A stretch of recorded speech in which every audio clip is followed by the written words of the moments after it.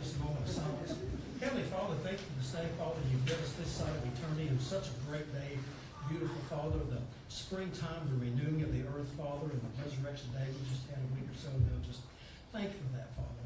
Thank you for all these citizens that come out, Father, and help us to do the right thing tonight and give them a good government, Father, that's costly and that takes care of their needs. And thank you for Jesus, Father, that he's on the right hand right now as an advocate. I know I need that every day, more than once. Lead, guide, and direct us, Father. We love you. In Jesus' name we pray, Lord. Amen. Amen. Please recite the pledge with me.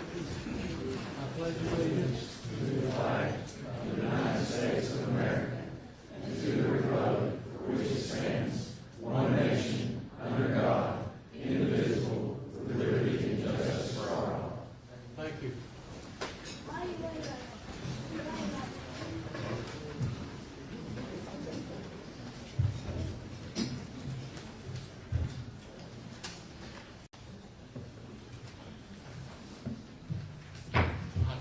Regular meeting of the Wise County Board of Supervisors to order. Today is April the 9th, 2026. Need a roll call. Supervisor Peters. Present. Supervisor Boardman. Here. Supervisor Carter. Here. Supervisor Lunsford. Here. Supervisor Atkins. Here. Supervisor Bates. Here. Vice Chairman Schoolcraft. Here. Chairman Rivers. Here. All present. Thank you, ma'am.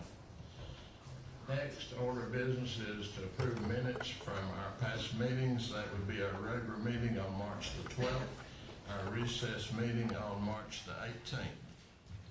Motion to approve. Second. Mr. Schoolcraft made the motion. Mr. Carter made the second. Any discussion, any changes or comments to either of these minutes? Hearing none, all in favor of approving both minutes as presented, indicate by saying aye. Aye. Any opposed? Minutes are approved. Next order of business is to approve our agenda for this evening. We do have 3 items that's been added since it was first published. I need a motion to approve the agenda as amended. So moved. Second. Mr. Borwine made the motion. Mr. Carter again made the second. Any discussion on our agenda?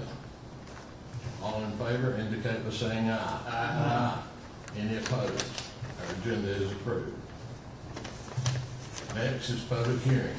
This evening we're having a public hearing. It's ordinance amending the ordinance number 7, 1998. It's the tire tipping fee. We're increasing the tire tipping fee for Wise County. Is there anyone here this evening that wants to address this discussion, these additional costs, or the rise in costs, I guess?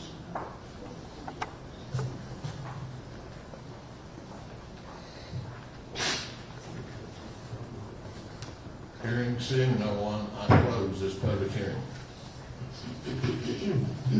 Next is presentation. The first is our treasurer, Dolores Smith. She's going to give us an update on our cash and our investments. Dolores, thank you for being here. Thank you all for having me again. Try to be as brief as I can. Wes, is this my clicker thing? Okay. Wes has put up the copy that I'll present to you. You all have a copy if you would rather look at it on paper. To get us started, I always start out with the same first page for you all, telling you exactly where we're at today, which now figuring out how this works is another thing. Huh?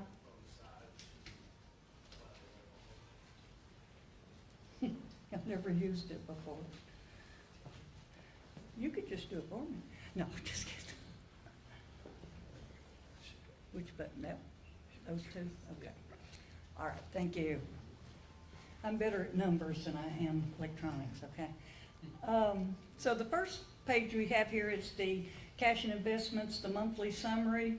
As you can see, I always start out with June 30th, 25, and for this month is March 31st. In the first column there, you will see we have operating cash of $5,409. I have in money markets $8,403,619. I have in liquidity pools $1,758,000, and I have in 1 to 3 year bond funds $3,075,830. That makes for a total as of March 31st of $13,243,296. As you can see right below that, there's a decrease from last month to this month is $983,127. So we spent that more than I took in for just 1 month. Now, if you look right below there, you'll see where I started and showed you where the cash was on March 31st at $13,243,000. And just through April the 9th, just yesterday or today, we had revenue I collected of $214,000, and we spent another $1,654,462. That brings the cash down to $11,803,016. And by spending that, I had to take it out of the investments, of course, because I didn't have the revenue to cover it. So again, we're dipping into the reserve funds. Okay, if we flip the page, there we go. I did this up for you because it's been a while since I just kind of showed you exactly where we were at in all of our funds. Now remember, the general fund is the one you all control with your budget each year, but we have all these other funds that I'm holding. Some of them I keep the interest in the general fund, some of them have to go directly to those funds.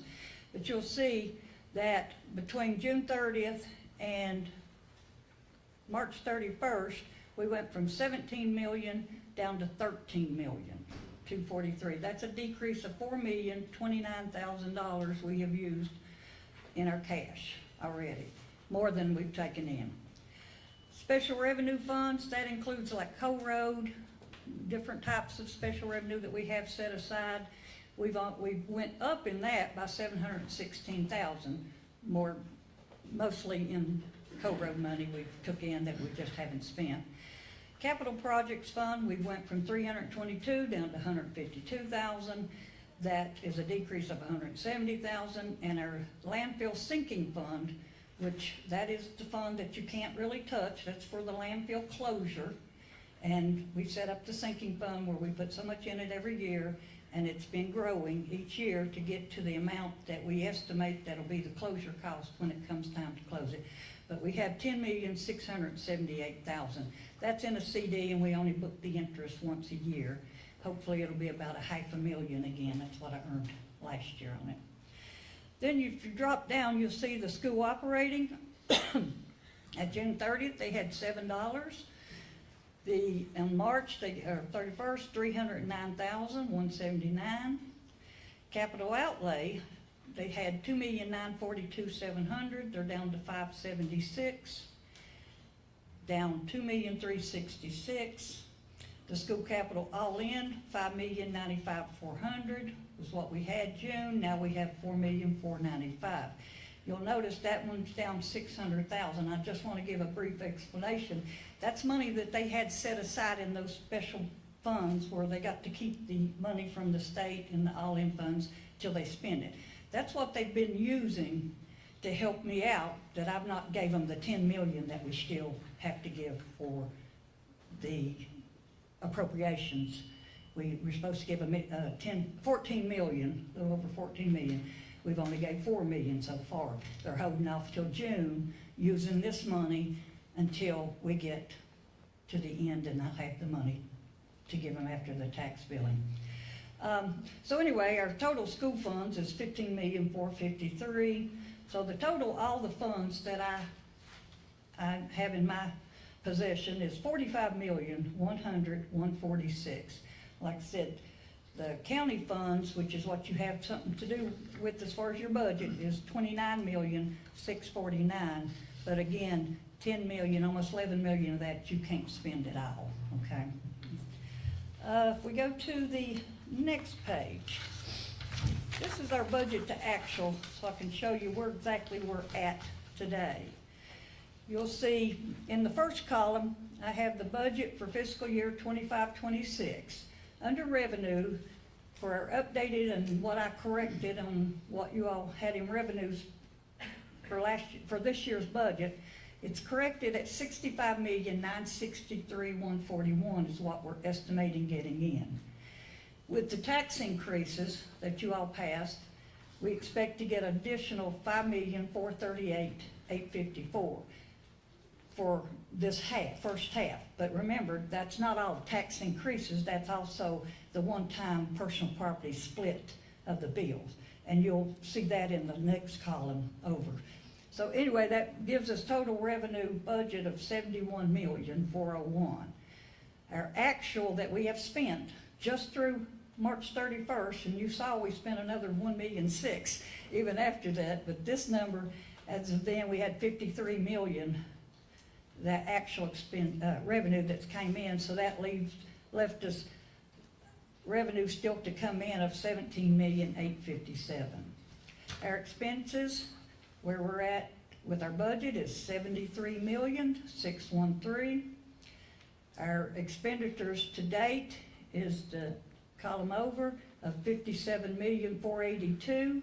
That means we still have in the budget in expenditures $16,130,572 yet to spend from what you all budgeted. Now, if you look at the far column, you'll see where I've started out with the cash balance as of March of $13,243,000 that came from page 1. You can see the revenue budget remaining to be collected. I've got it broken down there for you could see. It's $12,418,000 that I'm still expecting from the regular budget that we passed. Additional personal property billing will collect you $2,518,000. And then the additional tax increase for 6 months will be $2,920,420. That brings the potential revenue to the $17,857,000. So it's basically the same numbers I got on this side is the same as this side, except I've got them broken down more for you so you can see it. And again, on the expenditure budget, you'll see I've got department expenditures. That's all of your county departments. Still have $6,130,000 to spend according to your budget. And then, of course, I still owe the school funding about $10 million. So that totals the $16,130,000. So if you take our beginning balance plus our potential revenue minus our expenditures, we come to an estimated cash balance now of what I'm estimating at June 30th to be $14,970,000. Okay, if you drop on down, you'll see where you take that $14,970,000, our restricted fund balance policy would be approximately $10,010,500, depending on what our budget is. That only leaves us $4,470,000 to start out the new year. And as you all remember from last June, we started out with $17 million and we spent it all by the time I did the next tax billing. So from what I'm forecasting right now, if your budget does not go down an extreme amount, we're not going to make it to the next billing. We're still about $3 million short of just making it to the next billing in October. Okay? Does everybody understand that? I tried to break it down as simple as I could. The next page is just what I give you each month, showing your inflow for revenue, your outflow expenditures, and the net cash. And it shows in the middle, oh, I'm sorry, I forgot. It shows in the middle columns the investments I've used and the investments that I've purchased. And you'll see in March, I didn't pull any out or use any investments or put any money in. But then, of course, April, I've already had to pull out $1.4 million to use. So anyway, it's like I said, things change fast. You know, you can go in 1 month and it looks pretty good, and the next 9 days you've done spent close to $2 million. And plus I've got payroll coming up in a few days. That's another $900,000 that will be coming out. So anyway, that is basically where we're at and where I think we will be as of June 30th. Is there any questions? Board members, Question from the board? Yes, ma'am, on page 4, department expenditures, Huh? I think you said that that's an amount that's budgeted to 6 million, That's in your budget that you all passed. but you don't have to spend it. No, not if you all cut like I've asked you to. Okay. So, thus far, I've not seen a lot that I would say that's been cut. That's just my opinion, because I was looking through the expenditures as I was signing off for them to be writing checks. I saw a lot of things in there for like travel and other things that I thought you all put a stop to. So, of course, we'll see better next month when it's a full month from the time you made that motion last meeting, I guess, when you told us to cut off non-necessary fund or spending. So hopefully we'll be able to see more in April than we've seen in March. Okay. Any other board member have questions? Ross, I have a question. I'm reading or understood you. The package, the information I have in my package on revenue year to date is 52,348,000, I think. And you've got down a different amount. Yeah, I think you had 53 million. That's because I ran it as of the most current date of March 31st. I'm not sure what date you have in your package that you ran. I thought it was March 31st.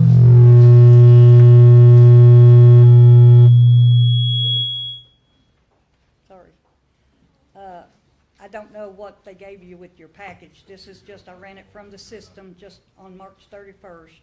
Now, if they ran it after, you may have caught some of those extra expenditures in there that was actually in April that was on the report that you ran.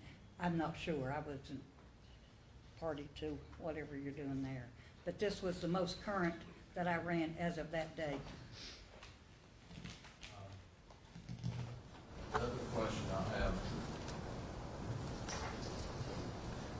on page 3, you're saying total county funds is 29,646.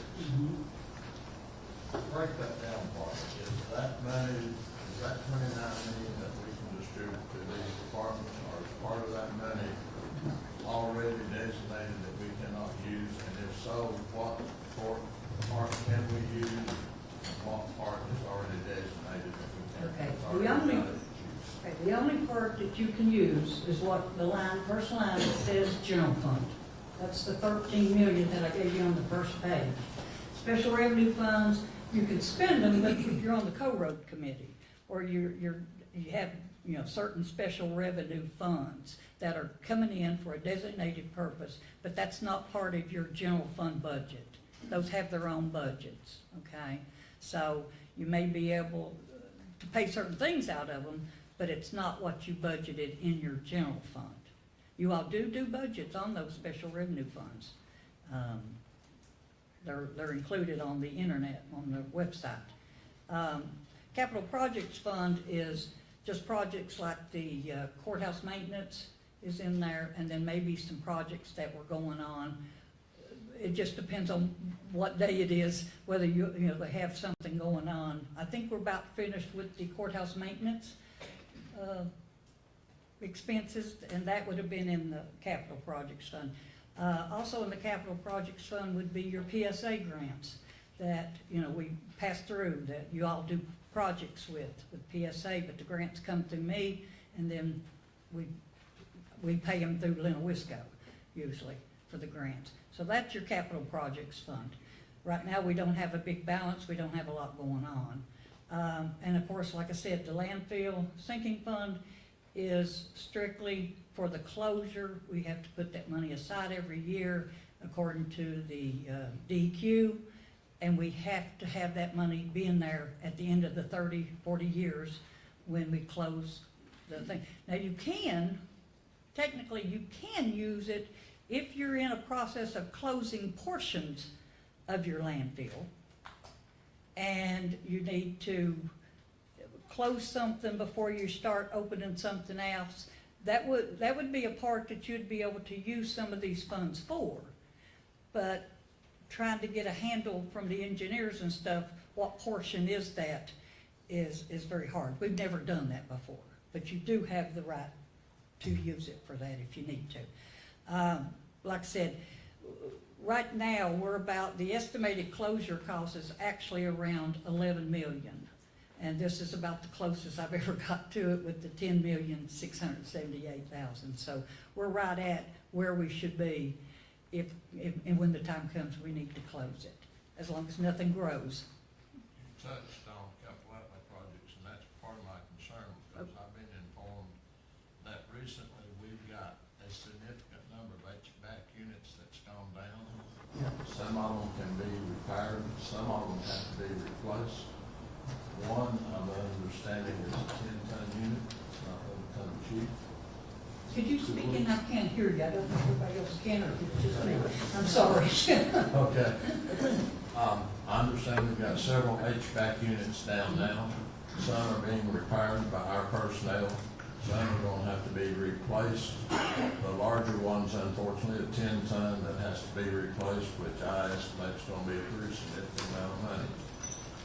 Do we have money in capital improvement to cover any cost for this unexpected expense? No. All we have is exactly what I've told you and how much it's going to take us just to make it through the end of the year. And at that time, like I said, we may have 14 million left, but for the July, August, and September, we'll spend that just trying to get to the next building. And you can see it on the first page, there where we started June 30th, at 17 million down there in the peach color. You can see that by the time I got to October and billed again, we were at 18 million in November, 18 million in October. That's after we had spent the 17 million and I rebilled again and got back up to the 18 million, okay? So that's how much it takes for each one. You can see how much it would go down each month there on that month-to-month variance. Just in July alone, we spent $6,826,000. That's a lot of money with nothing coming in. And so that 14 million that I'm saying you're gonna have left, right off the bat, we'll spend 7 million in July. If your budget is anywhere near what it is now. And that's just 1 month appropriation. Yes. Yes. And of course, you know, we have kind of did one thing with the quarterly appropriations. We are paying them monthly.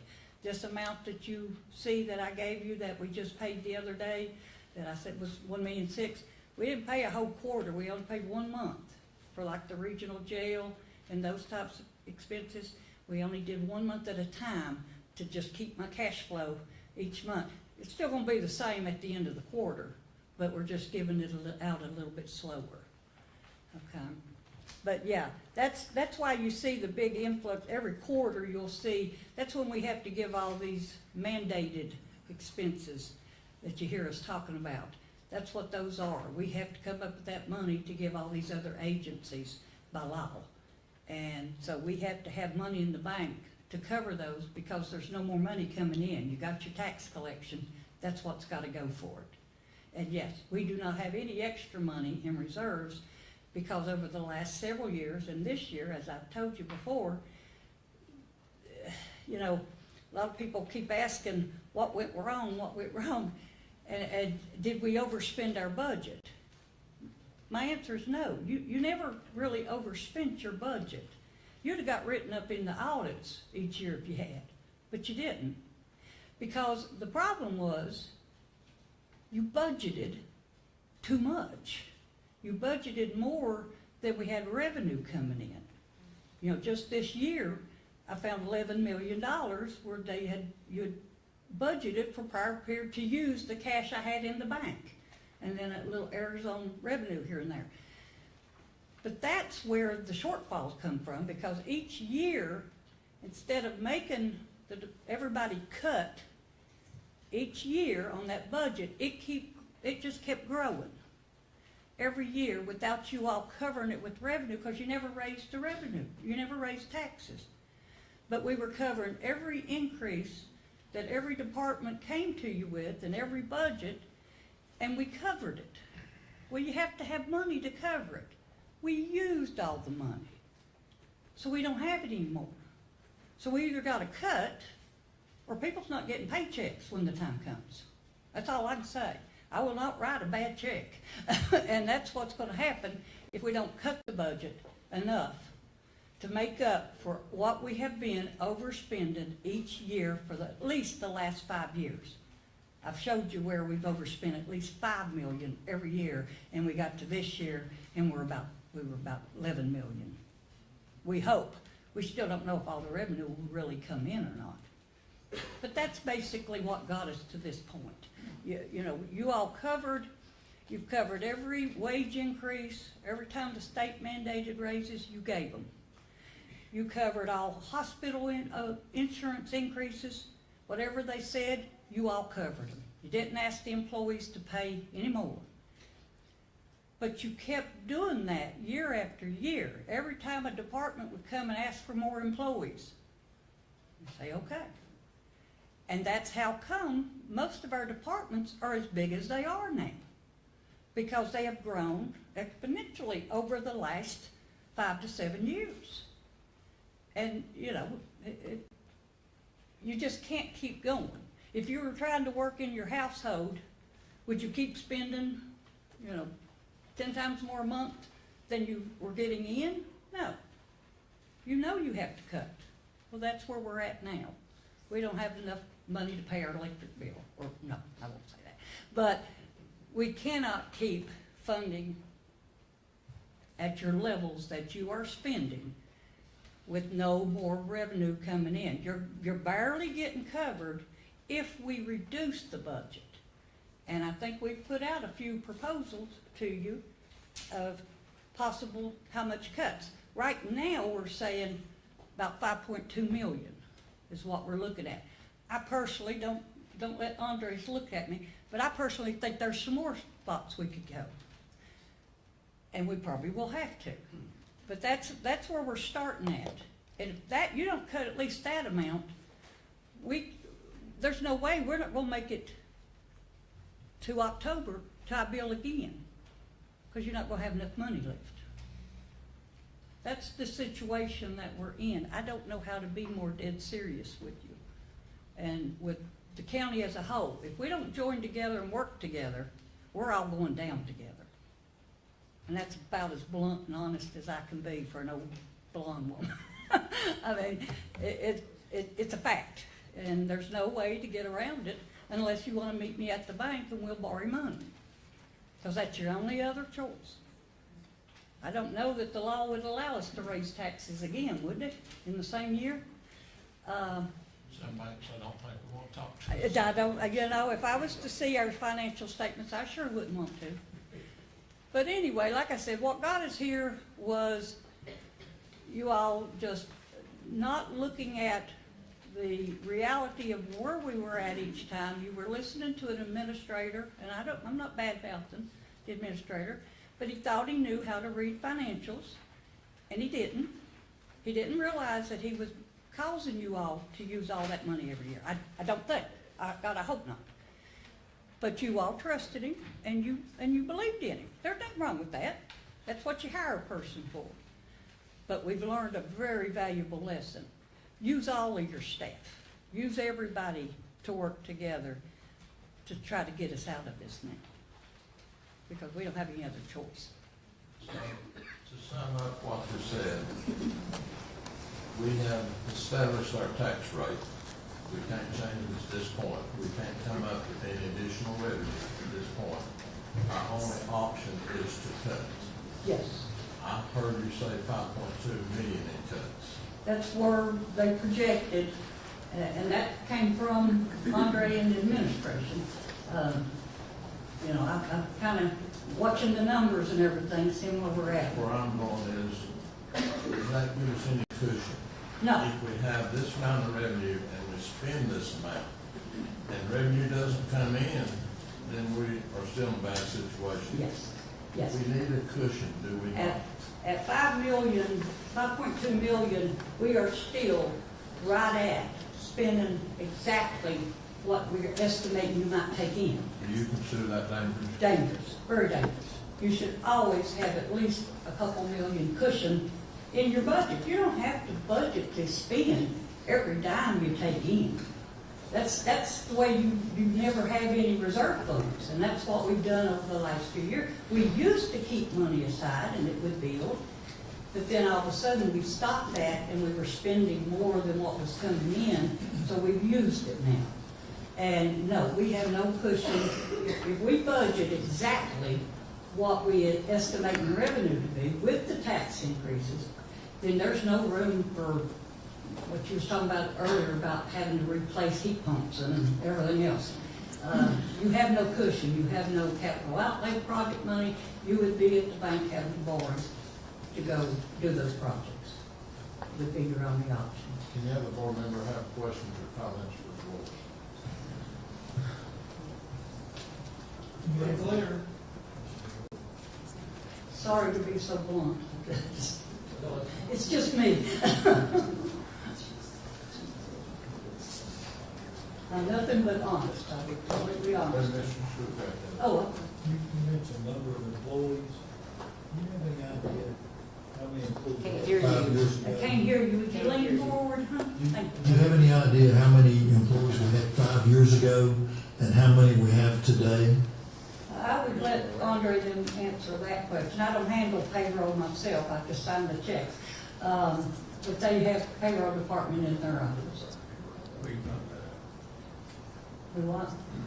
Said we can find that out. Oh, okay. I didn't know if you might know off the top of your head. Population is going down, but spending keeps going up. Yes, You gotta cut spending. yes. Have no choice. That's You what- raise the taxes so much that the people can't take any more. Or, but you hadn't raised them in 6 years, but you did keep raising the expenses over the 6 years. So that's where we're at now, because we had not raised the taxes, but we still continue to spend. But we have not raised the taxes enough to cover the $11 million that was plugged last year. That was in expenditures that was not in revenue. That's what I call it, accounting term, we call it plugging. But we still, you gotta cut $11 million just to get down to the nitty gritty again. All we're doing right now is looking at 5.2. That's, we're still got a ways to go. Will we come up with another 5 million? I doubt it. I mean, I'll leave that to the administrative people, but I think we can go a little bit more, but people's gonna feel the pain. There's no doubt. But there's just no other way. Not that I see it. I've been a CPA for 38 years. And, all I do, like I said, I just tell you the truth, the way I see it. I've done your financial statements for the last 38 years. And I just know, we've been in this situation before. Steve has spoke about it. When we had to raise the taxes by 17 cents, I think it was. We had $250,000 in the bank at that time. I wasn't treasurer, I was your auditor at the time. But we can pull out of it, but we have to work together and we have to start now. Actually, 6 months ago would have been better. But we have no choice now. We've gotten to the point. I just want to mention to everyone that, I mentioned to the Can't board hear of you. supervisors. Could you speak into the mic? Thank you. I mentioned this to the board of supervisors in our meeting the other day. I was looking at it and I said, we gotta take the blame because we should make sure we know what's going on, what's coming in, but in 2019, we increased it 7 cents. That's 2019. It's 2026, we haven't done anything crazy. And then our budget went from 66 million in 2019 to 73 million in 26. I said that's $7 million went up. And it's like you said, there's just only 2 things you can do. You either raise taxes each year or you cut. Yes. And you got to look at that. You got to watch every year what's going on.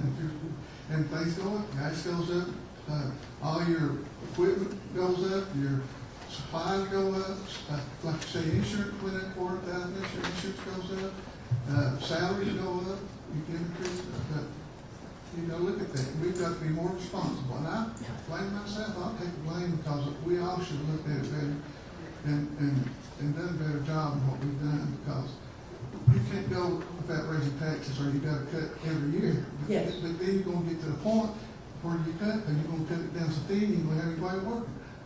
You know. Well, we have to provide services, That's right, we have then no you're overloaded, choice. then you're gonna overload people, and then those overloaded people say, I'm working overtime every day, I'm gonna quit and get me another job. I mean, Or move to Tennessee. or maybe Tennessee, you know. I hear that every day.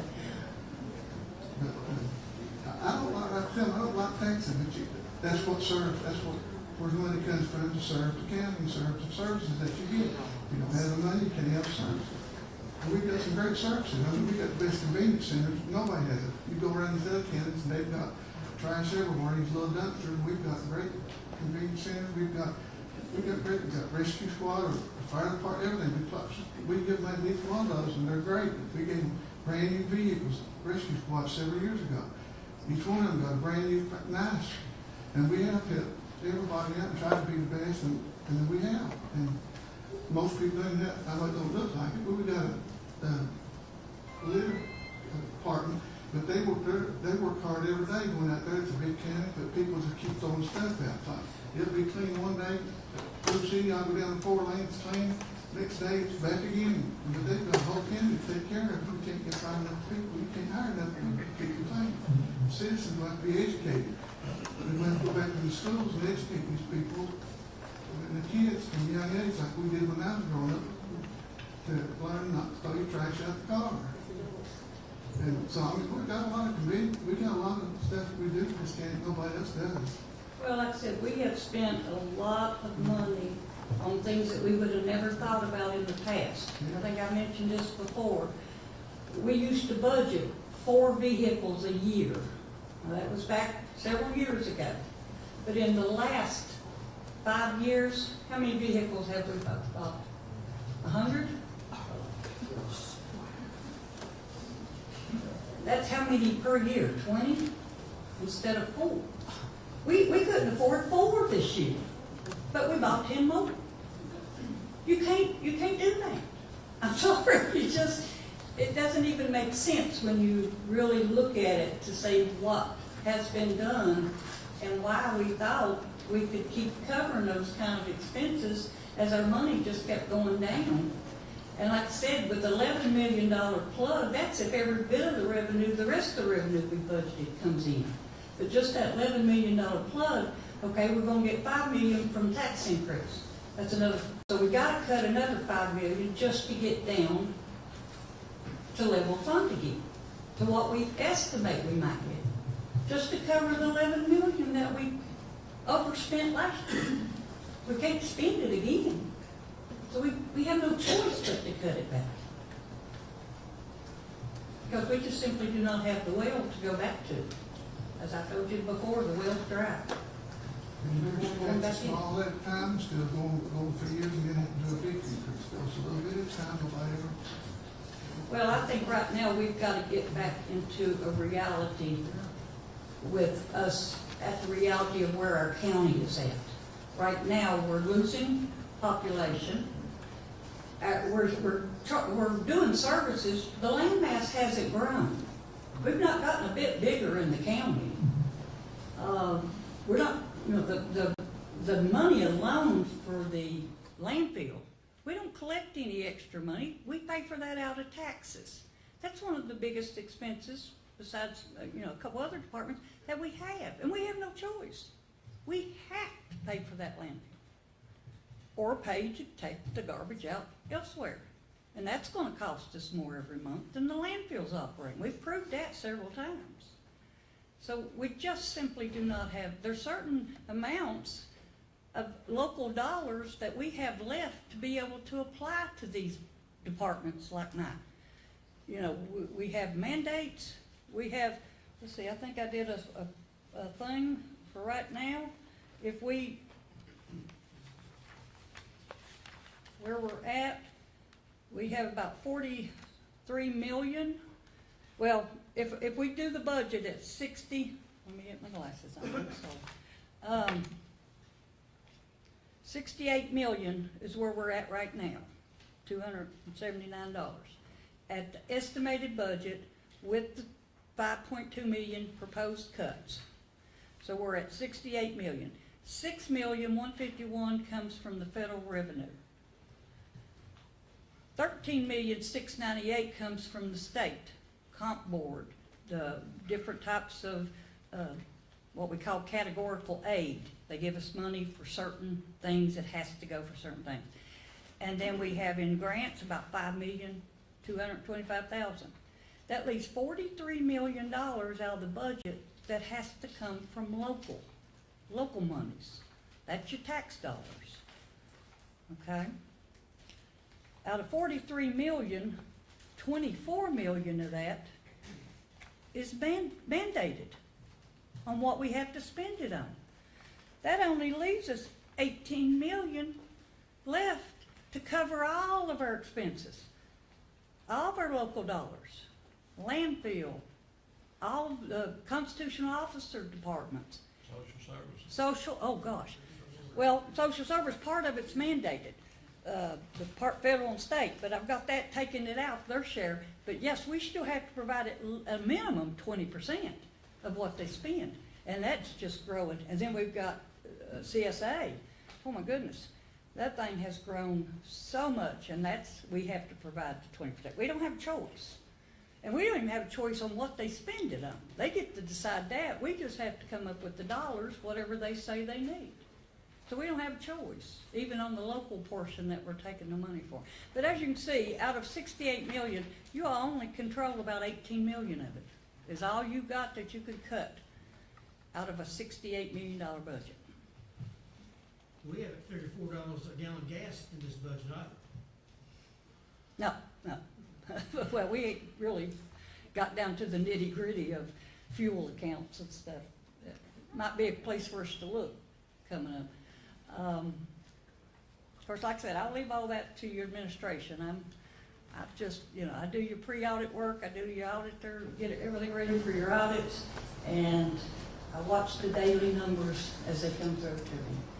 And I have to say, I've never been more scared. I've been here going on 20 years, 19 years now, and it's not been like this since I came.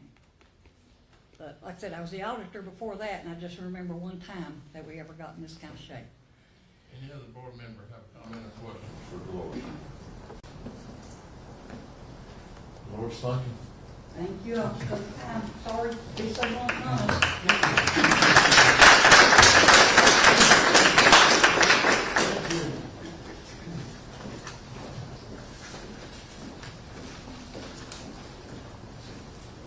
Wally Smith is next on the agenda. He's going to give an update on Lonesome Pine Soil and Water Conservation District. Wally, welcome. Thank you. Yeah, thank you. Good evening. Thank you all for having me. I know I probably know about half the board or a little more, and I maybe don't know the others. So if y'all have not met me yet, my name is Wally Smith, no relation to Dolores, even though we have the same last name. I'm about halfway into my term as one of our county's elected soil and water conservation directors. So there's 2 of us in the county. I'm one of those. I go into my 3rd year right now. I work with the Lonesome Pine Soil and Water Board. I'll talk more about them in just a minute. They serve both Wise and Dickinson County. And then also currently serve as the Vice Chair of Area 4 for the Virginia Association of Soil and Water Conservation Districts. I know that's a mouthful, but that's our state association that's kind of over all the different soil and water districts that we have across the Commonwealth. And Area 4 is roughly Southwest Virginia from just south of Roanoke to Cumberland Gap. So also represent those districts as well. So I just thought I would be here to give a quick update on what we do in the district. I know it's been a few years since we have given an update about the programs and the resources that we have available, both to the county government and also to some of our local residents.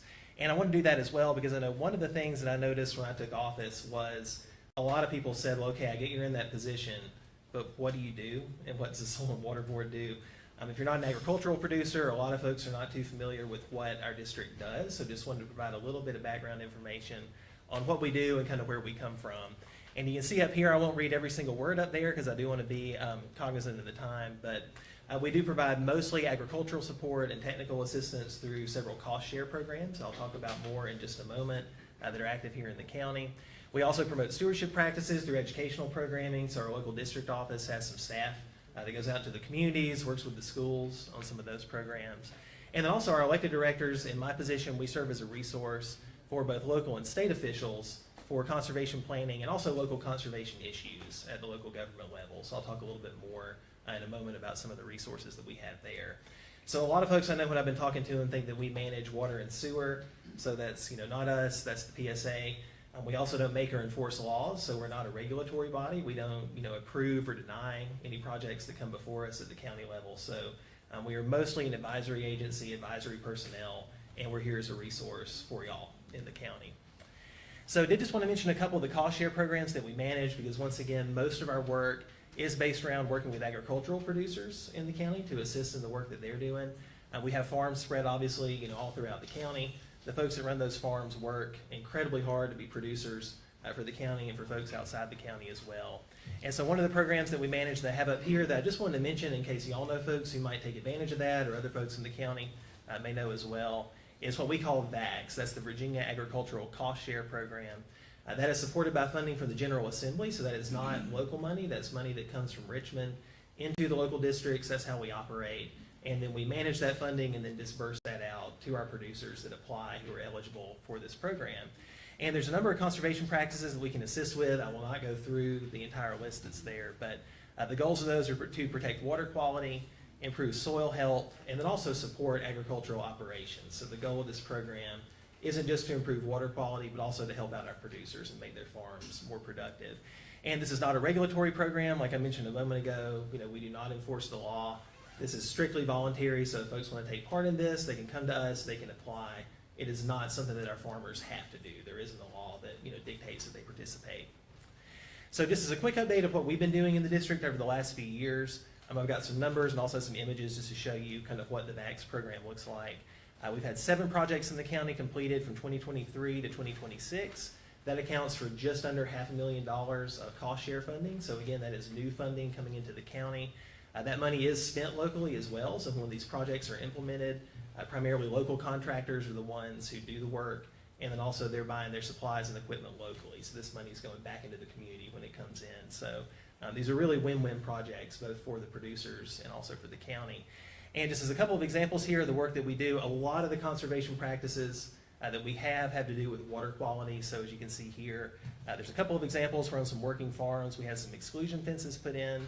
The one on the left, I believe, is in Powell Valley. So that was a sinkhole with a cave and a spring. And obviously that water, if it goes underground, it can come out in multiple places and have bearings on water quality for a number of folks in the county.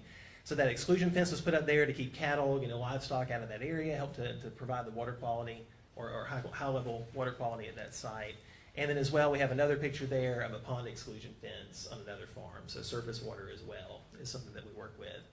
And I will stress that when I'm saying we here, this is not me doing this work. Landon Johnson, our conservation specialist, does fantastic work on these projects, and he works across both Wise and Dickinson County with the landowners on these projects.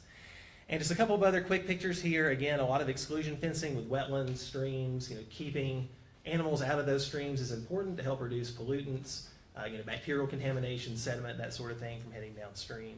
So the work that you see here is done to keep that stuff out of our waterways so it doesn't go downstream and incur more costs for us to fix and clean up. And then the photo there at the bottom right shows one of our alternative watering systems that we install for livestock. If we're keeping them out of the water, they still need water to drink. So a lot of these programs, will install those troughs as part of that program to help out those producers. So once again, if y'all know folks in the county who are agricultural producers who haven't taken advantage of this, or maybe folks that have in the past, please spread the word. We would love as much advertisement as we can get, because we do receive usually more money from Richmond than we can spend in a given year, and we would love to spend that here on our producers. So please feel free to spread the word about that program. And then one more that I want to mention, my clicker works, there it is. That's what we call VCAP. There's a lot of acronyms with our programs, but that stands for Virginia Conservation Assistance Program. This is one that is actually not targeted at agricultural producers or farmers. So this is more private landowners. Some businesses, local governments can actually be eligible for this as well. This is managed through our state association, and once again, this is supported by funding from the General Assembly. It's also non-regulatory, so this is completely voluntary if folks want to participate. But this is a program I want to mention because, first of all, we have not had a lot of people take advantage of this in Wise County over the last few years, but it is incredibly valuable. And as you can see up here, what this does is helps with the installation and design of several different best management practices, or BMPs, that have to do with water quality around residential or commercial buildings. So if folks have erosion issues, flooding issues, excess runoff during storm events, that cost share funding can be used to help address some of those problems. It is cost share, so there is some money that the private landowner has to put up as well, but the cost share helps to offset the total cost of those projects. And as y'all know, we're seeing increasing flooding here in the county. That's become a bigger and bigger issue over the years. This is a really great preventive tool in our arsenal to help address that. So once again, if y'all know folks who can benefit from this, that have those kind of issues on their property, please send them my way, send them to the local district office. I'll have their contact information at the end here in a couple of minutes, and we'd be glad to put folks, in touch with some of our staff on that program. This program right now as well, it did not get funded in the governor's outgoing budget, but currently it is in both the House and the Senate budgets. But of course, we don't know where that's going to go because we're still waiting on the special session with the budget, but we're hopeful there will be funding in this program coming up for local folks. And just to stress, again, I would love to see some local folks get added to this. This shows from our state association where across the Commonwealth in the last few years these VCAP programs have been installed. The closest ones to us are over in Russell County. Tazewell County has had some as well. So all the little drop pins or push pins that you see here where those have been installed. And I would love to see some added to Wise and Dickinson County, especially here in Wise County, because I know there are folks who are dealing with some of those issues. So once again, if y'all know folks who could take advantage, or you hear of folks having these kind of issues on their properties, please let me know, and I'm happy to get them in touch with the staff who are over this program. And then finally, some of our other programs that we have going on, we do partner at our district with a lot of other work that's happening in the county.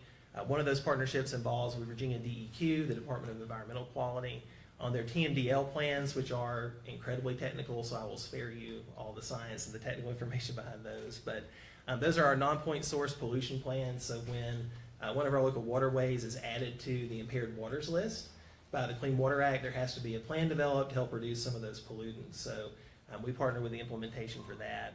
And in the last few years, our district office has helped with plans in both the Powell River and the Guest River watershed. So we do, partner with a number of agencies in some of that work.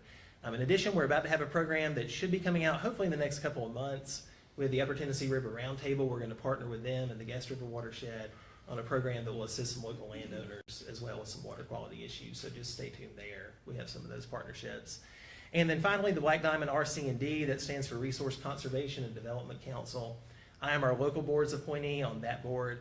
I serve on there with Chairman Rivers, so this is probably old news to him and some of y'all, but we do have some funding through the Virginia Department of Forestry. That's the Firewise program, which you see up here. That funding is available to local homeowners, in this case to assist in wildfire risk prevention. So if you have got vegetation, brush really close to your home, that can be a fire risk. There's a number of other practices that apply. This, again, is funding that's there for local residents to take advantage of. So if y'all know folks who can take advantage of that, once again, send them to me. Chairman Rivers, knows as well how to get folks in touch with the staff who are over this program. So that's another resource that we have available to y'all. And then finally, as I mentioned earlier, one of our other resources that the elected directors have especially is to help out and be a partner and a resource to local and state government when it comes to conservation planning. One of my counterparts elsewhere in the Commonwealth refers to what we do as kind of problem-solving type officials. So when there are complex issues, conservation issues that come up, or any kind of local issue that has bearing on soil and water resources, you see up here kind of my job description from the Code of Virginia. We're supposed to come in, seek a comprehensive understanding of those issues, and then also work together with our local community leaders, other elected officials, and then also some of our other partners, here in this part of the state, to try to find some common solutions to that. So to that end, I just want to mention a couple of projects that have kind of been on my radar as an elected official that is kind of a representative of conservation issues here for the county and the county's residents. One of those, which came up last month, so we had a presentation at the last Board of Supervisors meeting about this particular project, was some of the work that the county and Lenawisco have done with advanced nuclear feasibility and siting over the last few years. I've included the map here from the 2023 Lenawisco feasibility study for small modular nuclear reactors. I will stress, those are not sites where official projects have been proposed. So these were just sites that were evaluated as part of that study. But obviously, if one of these ever was proposed, that would have some obvious overlap with soil and water resources, and those would be, as far as I'm aware, novel challenges that we'd have to address, because those would be going theoretically on former surface mines, which I don't think has been done before. So there's a lot of open-ended questions there about the soil and water side of those projects. So that kind of thing requires really proactive and early coordination with a bunch of stakeholders, including districts like ours, members of the general public. And I understand right now the microreactor feasibility study that's currently happening, the county and Winnewisco are exploring ways to try to involve the public in that process. So I really applaud the county for exploring some of those ideas. I know there hasn't been much announced yet there, but I'm looking forward to participating in that process. So I think that's a really great way that we can address some of these issues as these projects move forward. One other project that is not a county project that I did want to put on your radar that has kind of come on my radar as an elected official just in the last couple of months has been a proposed pumped hydro storage project near Appalachia, specifically the community of Rhoda. This again is not a county project. This was proposed by a private company, a private developer, but there was a preliminary application that went through FERC, the Federal Energy Regulatory Commission, a couple of years ago. I put kind of a screenshot up here of that project.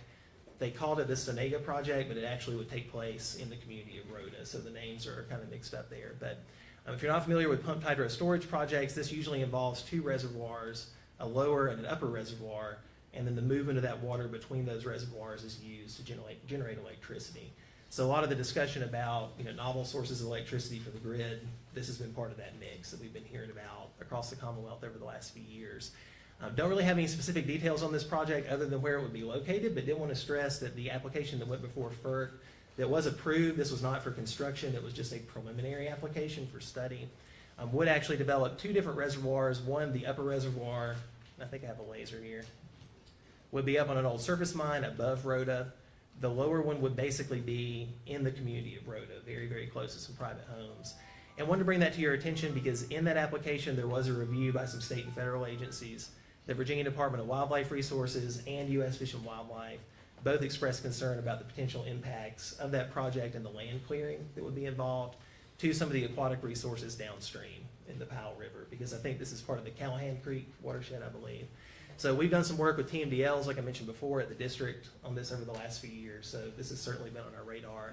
I've had some folks from Rhoda reach out to me as an elected official with concerns, but again, we don't have to sign off on this project at all. We have no regulatory authority. So I just wanted to elevate that to you all and kind of make the county aware. And if you all learn any information about this or if there's future engagement, we would really appreciate the district a heads up about that and an opportunity to take part, because this is one of those things that could have some complex soil and water concerns. And then last but not least, I know that the data center topic has also been a recent topic at a recent Board of Supervisors meeting. That plus the Maverick project is another thing that has potential bearing on soil and water resources. I mentioned our state association before. We had our annual meeting in December over in Williamsburg, and data centers were really just the core of that meeting. That was the main topic that kept coming up over and over again with my counterparts from districts all across the Commonwealth. And as y'all know, there's not a lot in politics these days that kind of everyone agrees upon, but at that meeting, pretty much everybody, regardless of their political persuasion or where they are in Virginia, rural, urban, Northern Virginia, South Side, Southwest Virginia, all of those elected directors, were very concerned about the potential impacts of data center development, because we are seeing a good bit of that in Northern Virginia right now. So the association was concerned at that meeting, and just wanted to mention, the project that has been kind of tentatively announced, the Lonesome Pine Business and Tech Park. We don't really know specifics about that project. I don't think much has been released to the public yet, and our district has not been involved in that as well. But that project would be in relatively close proximity to a number of agricultural lands. Mountain Rose Vineyards, for example, is not too far away. A number of residential areas, schools, that type of thing in the community. Those all have potential soil and water, resource bearings, depending on how that project works out. And currently, I just put up here some numbers from the literature. There's a number of studies that have come out just this year showing that community assets that are within about a mile to a half a mile of data centers, and especially behind the meter power generation from something like gas turbines, that's a major public health concern because of some of the particulates that come out of that. So with these numbers up here, that's just the distance from the tech park boundaries to some of those assets. So I'm not saying, and I know, obviously there's not going to be a data center on the parcel boundary, but obviously a lot of those assets are, very close and within that radius of concern. So just to echo something that Dolores mentioned, I think, the way that we solve those potential issues is by working together and involving the public. So I think what the county and Winnewisco are looking at with the microreactor feasibility study that I mentioned earlier, how they're going to be, trying to involve the public in conversations around that.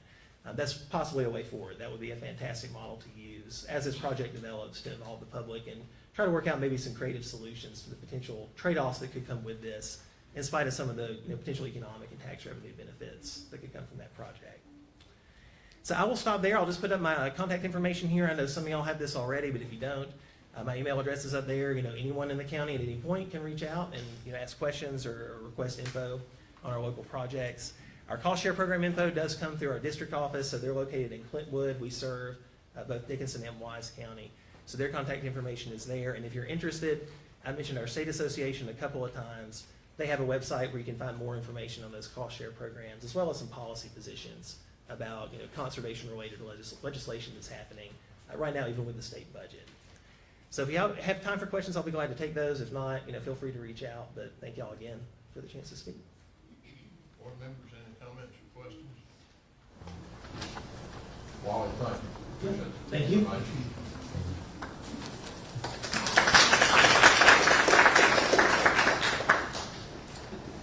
Next on the agenda is Mr. Henry Dempsey. He's going to give us an update on the High Knob Music Festival. Mr. Dempsey, thank you. Welcome. Thank you for allowing me to come before you and give you the High Knob Music Festival update for the year. I'm here every year to talk with you about this, and I feel like, and I think a lot of people, the board included, still believe that tourism and the revenue that it drives is important to us. To the whole community, Wise County in general. So I want you all to know that we're trying really hard to be a positive force with this. Our committee is composed of, it's totally volunteer. We volunteer all of our time. We fundraise. We help clean up the High Knob Recreation Area, which we feel like is the crown jewel of High Knob. And we use it to draw tourism from outside of our county, as well as people from within the county coming up and drawing them into a healthy environment. We don't charge any admission whatsoever to come to the High Knob Music Festival. We're unique in that we not only allow families, individuals to bring their own food and drink. I'll stop and say, this is a totally family-friendly, no alcohol, no drugs festival designed to draw families, and especially families who don't have a lot of money, out, bring their kids out and have a complete day in the mountains enjoying music, and it costs them nothing. MELC runs a bus from Norton up on top of the mountain, and anyone who wants to come can catch a ride there at Norton J. Alberton High School. We are entirely dependent, however, on our local governing bodies to help us do this. Right now, I've spoken with the city of Norton, and they're still on board with helping to finance what we're trying to do. I've been to the Big Stone Gap Council, and they're positive. They've donated money to us, and we're also being supported by Scott County Board of Supervisors. I know we're in bad shape. I've been listening to the presentations, and I struggle. I'm the treasurer for the High Knob Music Festival, and I struggle with making sure that we've got the money we need to be able to put on the festival. And it usually costs us about $12,000 to put this festival on. And last year we raised $14,000, and we spent $11,770. So I came in under the budget by just a couple of $100. And so we're staying solvent, but we're just floating. But again, this is a grassroots operation that is entirely volunteer, and we're doing this to try to help the people of Wise County and the region, as well as to help drive tourism into our county. I know that it is hard, but we've got to keep working in this direction. I don't really see what else that we're going to do, and that's what our plan was, 14 years ago or something like that, or 20 now. I know I worked in the coal mining industry, and we lost that industry almost completely. There's still something going on, but we all committed to trying to work on drawing people in and increasing tourism, and they have to have things to do. And so what we're doing is we're providing an event for them to come to enjoy. And we're doing it also in a way that we help people who don't have as very much income to bring their families out. But at any rate, we have our festival planned, and everything's going well. We've got money. We hope we always fundraise at the festival. We sell food, and we didn't start out doing that. People would come up to the festival and they would request that we do that. We hope that people bring coolers with their sandwiches and soft drinks and water, and it doesn't cost them anything to come out. But at any rate, I think you all have my sponsorship request letter and a letter of information about our corporate fiscal sponsor in your packet. And I won't waste your time, going over all of that. You've probably heard me say most of it before anyway. But I'm in spite of the time that, as bad as the economic times are, I think you all have us on your budget. I understand from listening to the treasurer that it's really hard times. But I have to do my part and come to you and ask for sponsorship to keep doing this very important festival on top of High Knob. Again, it's all volunteer. It doesn't cost anybody anything. And the Wise County Board has been giving us $2,000 each year. And that doesn't sound like much money, but it is a huge amount of money to us, because we basically get money from Scott County Board of Supervisors, Wise County Board of Supervisors, City of Norton, and Big Stone Gap, and whatever money that we can raise, which sometimes is maybe $1,000 at the festival itself. So my request is that that you continue to help us help you. And if you cannot, I fully understand. So is there any questions that you all would have? Board members, any questions for Mr. Dillon?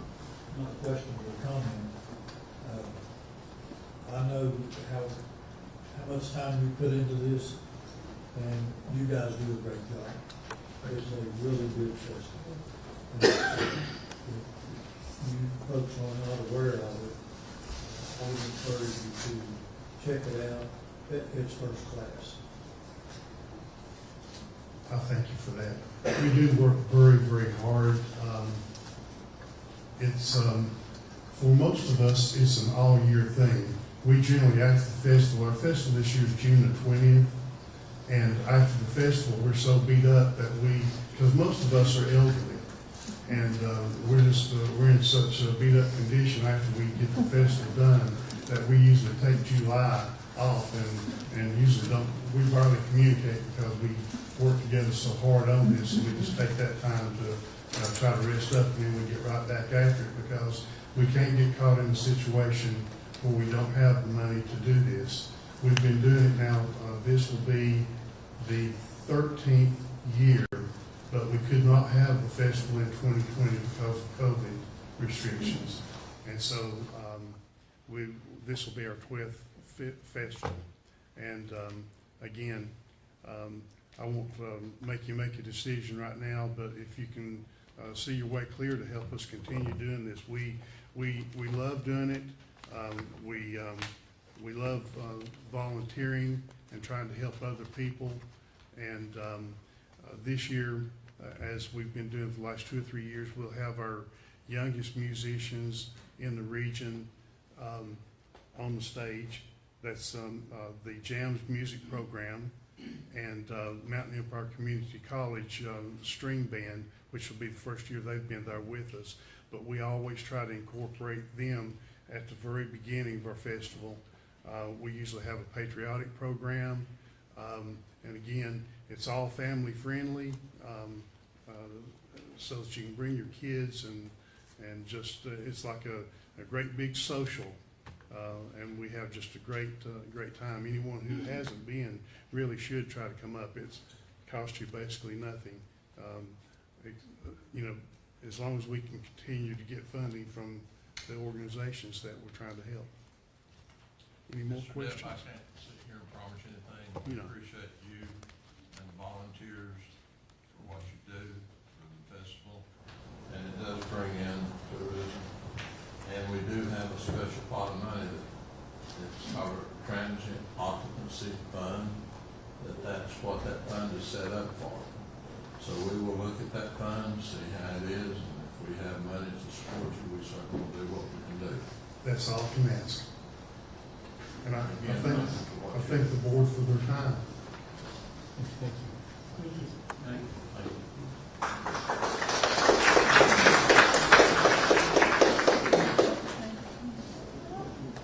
Mr. Chairman, before we go any farther, can somebody turn the air conditioner down? Please. I'm freezing to death. Thank you. There's a way to turn the air down. It's really cold. Here. Thank you, ma'am. I have no objection. It is too. While we're working on that, just some notes as we go into public expression. I guess, even if I've been chairman for a few years, but this is a learning process. I ask that you state your name, your address, limit your comments to 3 minutes, please. And I think we will hear a buzzer. I anticipate we have several people wanting to speak this evening, and that's good. But give everyone a chance and an opportunity to do that. And if we limit it to 3 minutes, I would be appreciative of that. Again, as you address this board, address me, address the chairperson. Don't address an individual member by name. If you've got a problem, tell me what it is.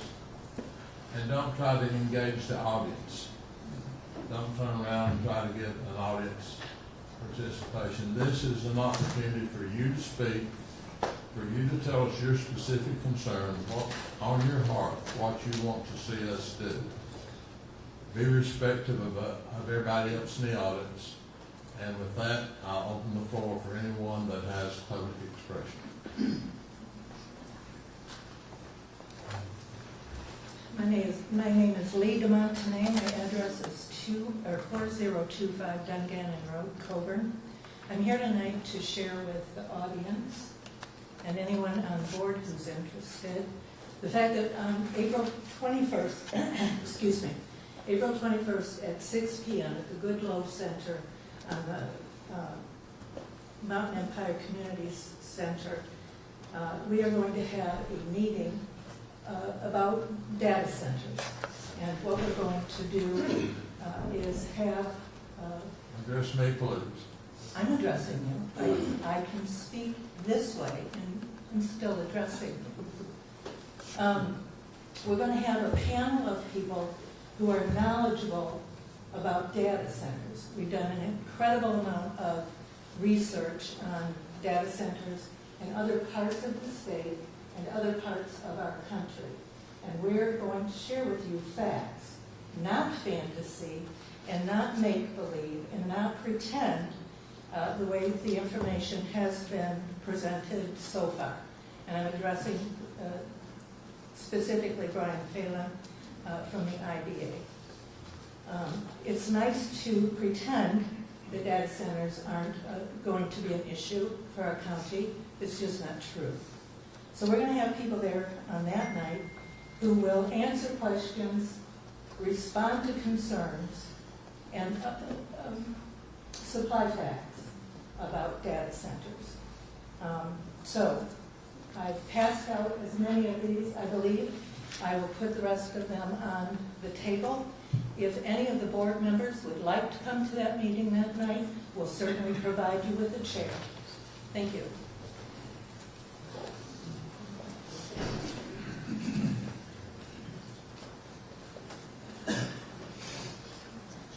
Good evening, I'm Jane Branham, 6157 Big Snake Road, Big Stone Gap, Virginia.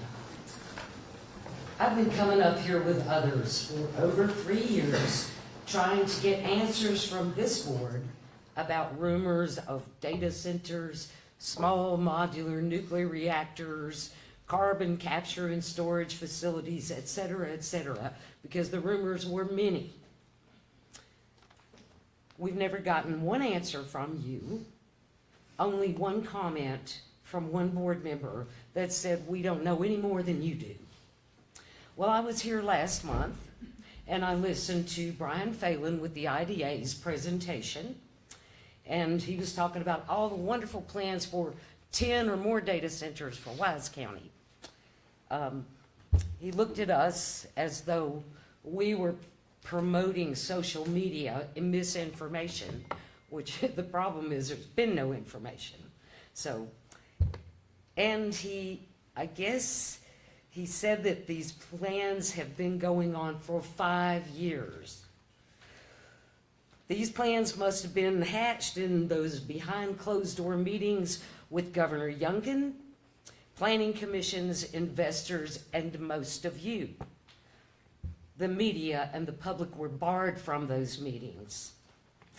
I was the first one to stand to speak last month at the public expression after that presentation because, quite frankly, I was furious to learn that these plans have been in the making for 5 years, yet you know nothing. No, the truth is you've kept these secrets from the people of Wise County. Therein is where rumors and speculation are born, with no information provided or questions answered. I also spoke about the hostility that many of us has been met with by some members of this board. After public expression and during the board's comments, there were 2 members of this board who replied with hostile comments, and one of them, after a long red-faced rant, looked at us and asked if we were being paid to come here. I think that person knows better that it's not true, but it's just another example of the hostility. And the only people that are getting paid are you. And remember, gentlemen, respect is a two-way street. Comments like that are divisive, disrespectful, counterproductive, and a poor example of leadership. And right now, we need good leadership. Thank you.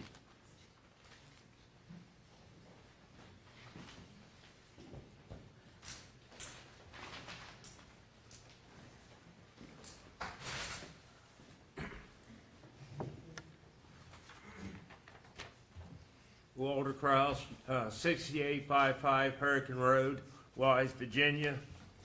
Most important to every voter in southwestern Virginia, we must go to the polls between now and Election Day on April 21 and vote no to communism, socialism take over the U.S. Congress. We already have only 5 out of 11 Virginia seats in the House of Representatives. If the communists in Richmond and Northern Virginia have their way, the ratio will become 10-1 communism. They used to be Democrats, but the Democrat Party is long since gone. And our number one liar in the U.S., good old Abigail, is pushing us to become California East. Everyone should begin recycling plastic. We now can recycle 1 through 7. That includes styrofoam, folks. We used to be only able to recycle 1 and 2, but now we can recycle all 7. Please bring it clean to the convenience center. We need our road from 58 Alternate to Darden Drive, Coburn Mountain Road to help somewhere along Bear Creek to remove traffic from downtown Wise. VDOT needs to come to these meetings. The roads need painting badly. We cannot see the yellow and white lines, period. And there are lots of potholes. We need education to pay for the policemen, the sheriff deputies in the schools, not the county. This should not be our expense. That should be Board of Education expense. We need the deputies there to protect the children because there's nuts running around this country everywhere.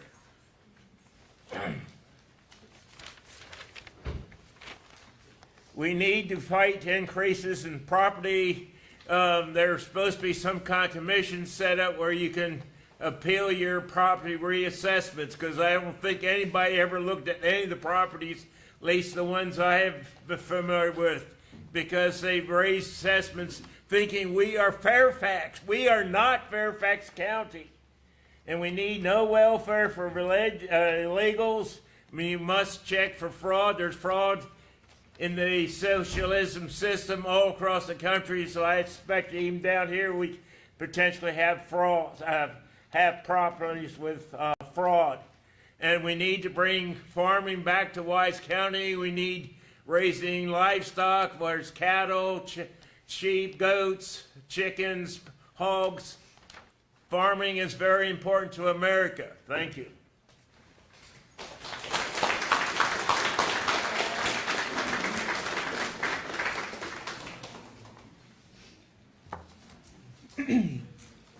Good evening. My name is Ryan Phillips, 8978 Birchfield Heights Road in Wise. I work at the Wise County Sheriff's Office. I've been employed there for 17 years. Throughout my tenure, Wise County Sheriff's Office has always maintained a positive relationship with this board, and I want to thank each of you for your continuation of that partnership in recent years. Working in law enforcement in Wise County, I've learned that there's a lot that goes on, more than I ever imagined before I became a cop. Despite the evil and crime that we as cops see on a daily basis, even here in our small community, I've always been grateful to work and live in a community that has overwhelmingly supported first responders. Over the years, I've watched many communities across this country turn their backs on their local law enforcement, specifically through the Defund the Police movement several years ago. Instances like these have reminded me how truly blessed we are here in Wise County. Despite the tough financial times that we're in, I truly hope that we'll have the continued support of this community and specifically this board. In my current capacity, I oversee the operations of patrol, civil process, and school resource officers. I'm also a father to 3 kids that are Wise County students. My wife is a teacher in this county, and I also have several other family and friends that are students, staff, and faculty in Wise County schools. To say that I am passionate about the protection and safety of these schools is an understatement. It's much more than just my job. The protection of our schools is absolutely paramount. I ask that this board to make the safety of our schools a priority by ensuring that proper funding is allocated to maintain SROs in our schools. Thank you for your time and attention.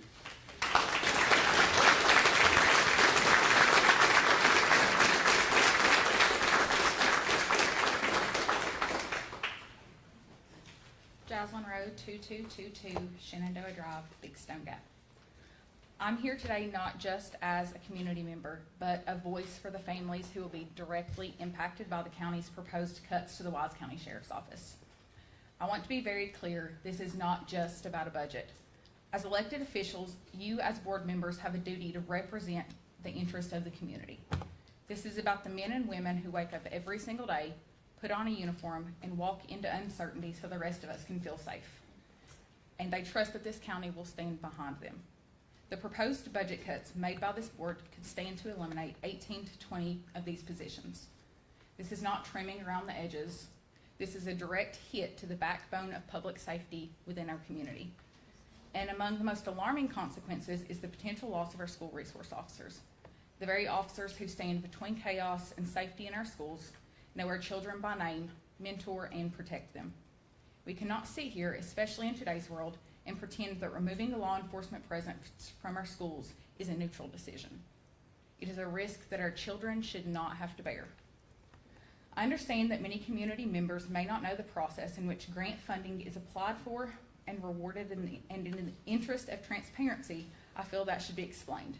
It is my understanding that grant proposals must be voted on and approved by the Board of Supervisors, meaning that the board is fully aware of any later expenses that should arise at the conclusion of a grant period and are expected to budget accordingly. According to minutes from the Board of Supervisors meeting in August of 2025, a motion was made to approve the sheriff's request to fill 2 vacant SRO positions. This motion was unanimously approved. These board minutes reflect that financial responsibility was understood and that the county has continued taking actions to maintain these positions since the conclusion of the grant funding window. In addition, more recently, there has been a narrative, whether intentional or not, that suggests that these cuts are a decision made solely by the sheriff. That is both misleading and unfair to shift that responsibility onto the very office that is being asked to absorb these losses while continuing to protect our community. That is not leadership, that is deflection, and quite frankly, it is inappropriate. The people of this county deserve transparency, accountability, and leaders who will stand in their decisions, not ones who pass responsibility on to those who are already carrying the weight of protecting our community every single day. Because make no mistake, if these cuts go through, the consequences will not just be felt within the sheriff's office. They will be felt in our schools, our neighborhoods, the response times when somebody calls 911 and it takes just a little bit longer to arrive and a little bit longer is too late. That is unacceptable to put a price tag on public safety. You cannot quantify the value of a deputy showing up and preventing what could be this small community's next tragedy. A tragedy that could easily involve anyone in this room. Public safety is not where we cut corners, it is where we stand firm. In closing, I formally challenge a member of this board to stand up, making a motion requiring a vote before the people with a commitment to fund our SRO program if grant funding is not awarded. The community is watching. Thank you.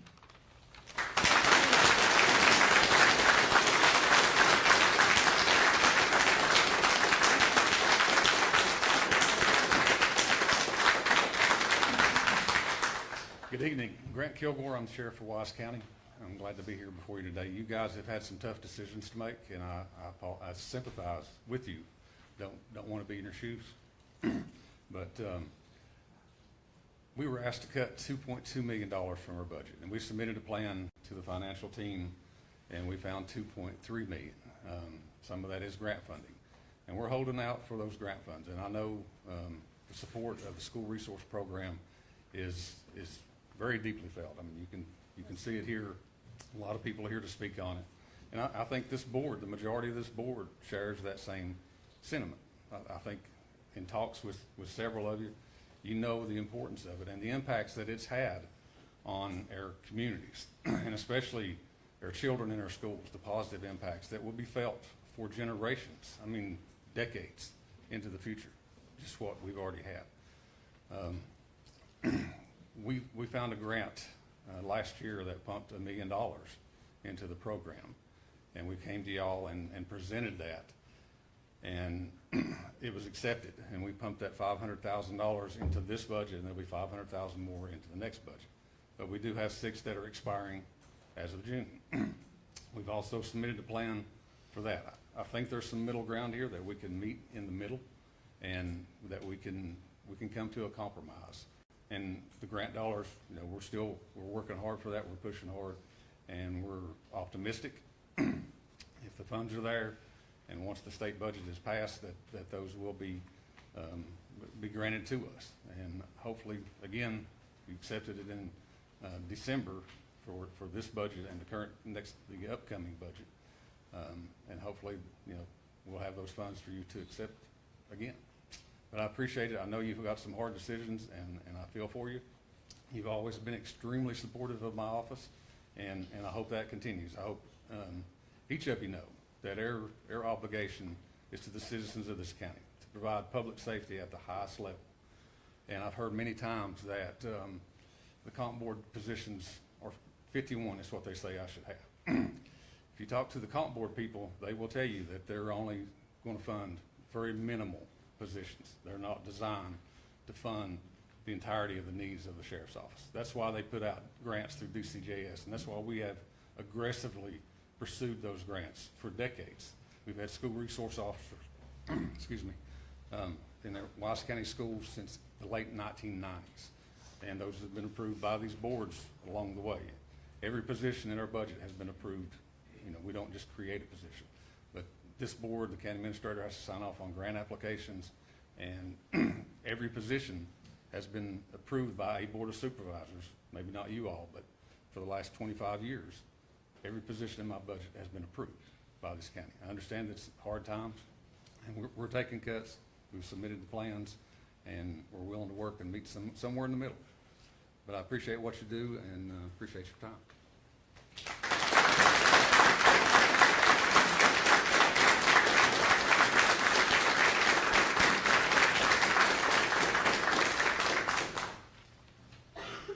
My name's Jeff Fleener. I live 1728 Spring Ridge Road, Big Stone Gap.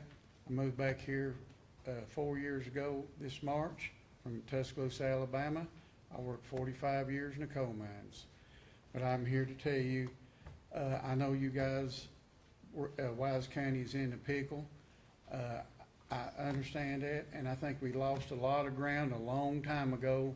In 1985, I think a lot of people here don't realize this, that coal severance tax that we had, it all went to Richmond. 85% of it went to the general fund at Richmond, and they spent it up Northern Virginia and everywhere else besides here. We got 15% that supposedly was sent back here. We ought to have 4 lanes that look like a German Autobahn up through here. We shouldn't have to worry about our funds or anything like that. But what I hear is, I know Wise County is in the pickle, but I ain't afraid to beg. Has anybody contacted Elon Musk or Warren Buffett or anybody like that, or even President Trump, to ask for help? It don't hurt to ask. It might sound silly to a lot of people, but I bet you it could. I bet you Trump or somebody would listen. Maybe Elon could send some kind of factory this way, or help this way, or Warren Buffett, or anybody like that. But whoever does the recruiting for Wise County, hey, wise up a little bit. Send a delegation to talk to them.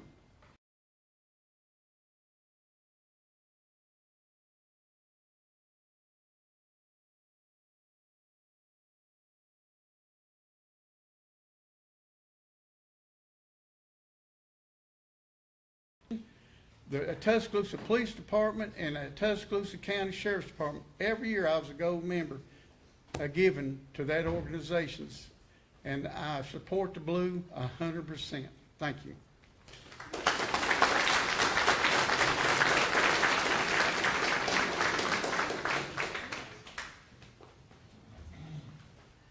Good evening, Board. My name is Bobby Powers. I'm from Dungannon. You recently released a statement filled with big government words to hide a very simple truth. This community is being forced to pay for your incompetence. You were slow to update property values for 4 years, handing a $1.9 million corporate discount to railroads and power companies, letting them adopt the neutral rate while they laughed all the way to the bank.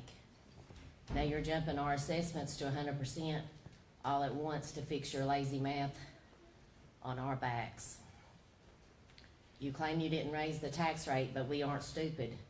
When you skyrocket assessments and you refuse to lower the rate, as Virginia law suggests, that is a stealth tax hike.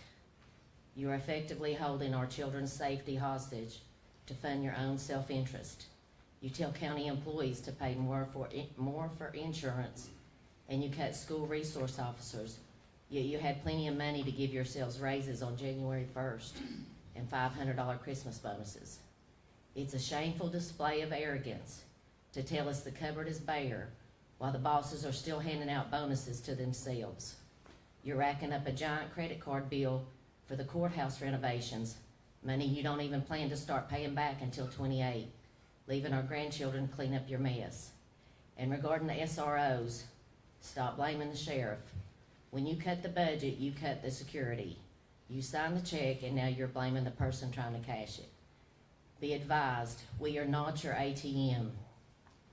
If you can't budget on what you have, why would we give you more? The omnibus petition that I put before the Commonwealth's office, I'm waiting to hear back from him on. And you have declared war on the taxpayers and the students. Do not expect us to retreat. You should be ashamed to show your faces in a community you are actively trying to dismantle. And if this continues, you can expect a mass exodus of the very people who keep this county alive. We are done allowing your elbow to remain in our ribs. We are fighting back.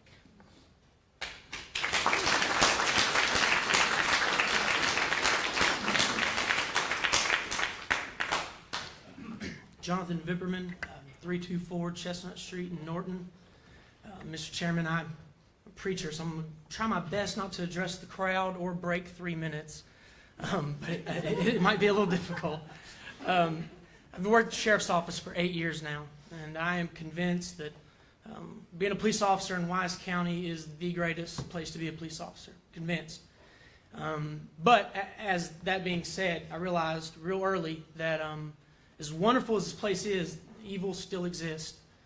Within the first 3 years of being a sheriff's deputy, we had one deputy who had an injury so severe, being cut, that he almost died and ended his career. We know the chief of Norton was gunned down in a Walmart parking lot, and then, of course, Officer Michael Chandler was murdered. Me and my partner Moose were the first ones to scene that night. I was the oldest person working. I think I was 26 years old. I remember in that moment realizing that evil certainly does exist. And the worst part of it wasn't that, it was telling his wife the next day that, we couldn't save him. She still wears a police uniform today. And that's the only reason I think I wear a police uniform today, is because she does. Now, I don't say any of that to cast guilt or try to make anybody feel bad for us. I say that because I remember after it happened just how much the citizens and this board got behind us, how much you guys were there for us. You picked us up, you helped us, and you've continued to help us. And I don't have the answers to this. I don't think any of us truly have an answer to the issues, but I know that division's not the answer. And I know casting blame is not the answer. And I'll end by saying this. I don't know what the outcome is going to be, but I can guarantee you that regardless of what happens, if somebody, regardless of what they think about us, you like us, support us, don't like us, somebody dials 911, one of us will show up. And the children of this county will always be protected, regardless of whether or not that means we're volunteering, we're getting paid to do it. Thank you, guys.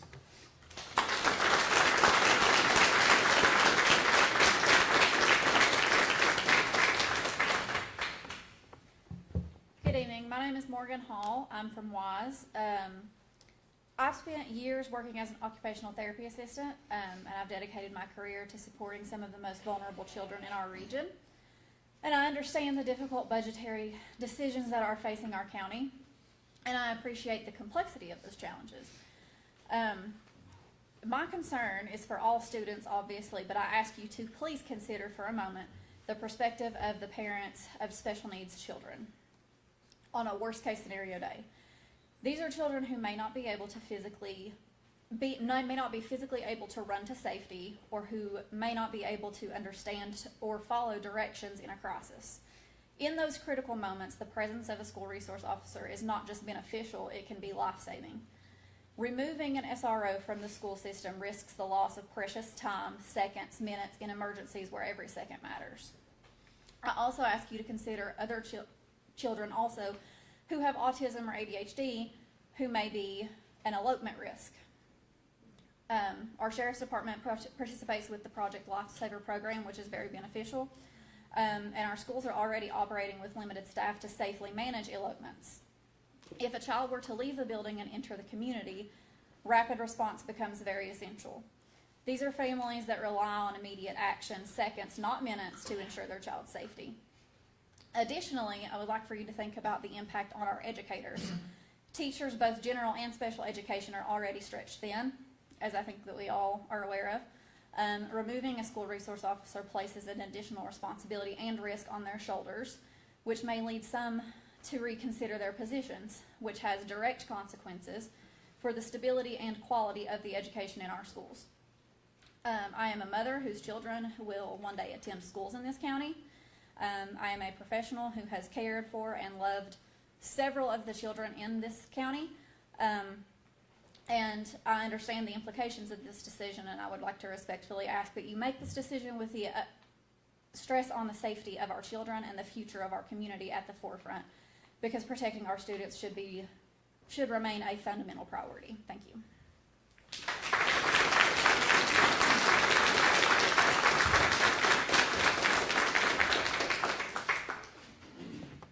My name is Amy Coos. I live at 12313 McClellan Mead Road in Coburn.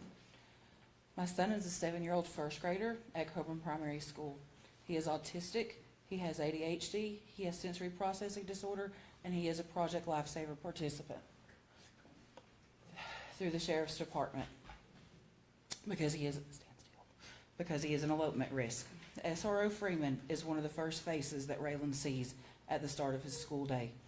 Not only is Freeman his friend, but he is a constant reminder that Ray is safe at school and that police officers are not bad people. Raylan and several other children at Coburn Primary wear trackers. If one of these children did elope, Freeman already has their information and could start the search for them immediately. He knows every parent, he knows every child, he knows where every single one of us live. I feel confident in saying that the child would be found under his care in under 10 minutes. If our schools have SSOs instead, the SSO would have to call 911 to have the search activated and a response team deployed. Depending on where they are in the county, it could be up to 10 to 15 minutes before the Sheriff's Department arrives at the elopement location, losing precious time and decreasing the chance of the child being found alive. As a parent, that's not a chance I'm willing to take with that right there.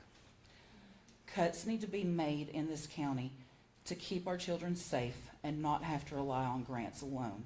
There is absolutely no reason that the person that oversees the trash dumps and landfills needs a salary well in excess of $100,000 a year or a vehicle to drive. If his salary alone was cut in half, which would still put him well above average income for our area, that would fund the salary of 1, possibly 2 SROs to help keep these children safe. That one cut could be made. I'm sure there are several more that could be made as well. Removing the SROs from our school places a dollar amount on my child's safety. By removing them without looking at where budget cuts could be made and amended tells me as a parent that the Board of Supervisors sitting before us places the safety and handling of our trash in higher regard than my child. Thank you.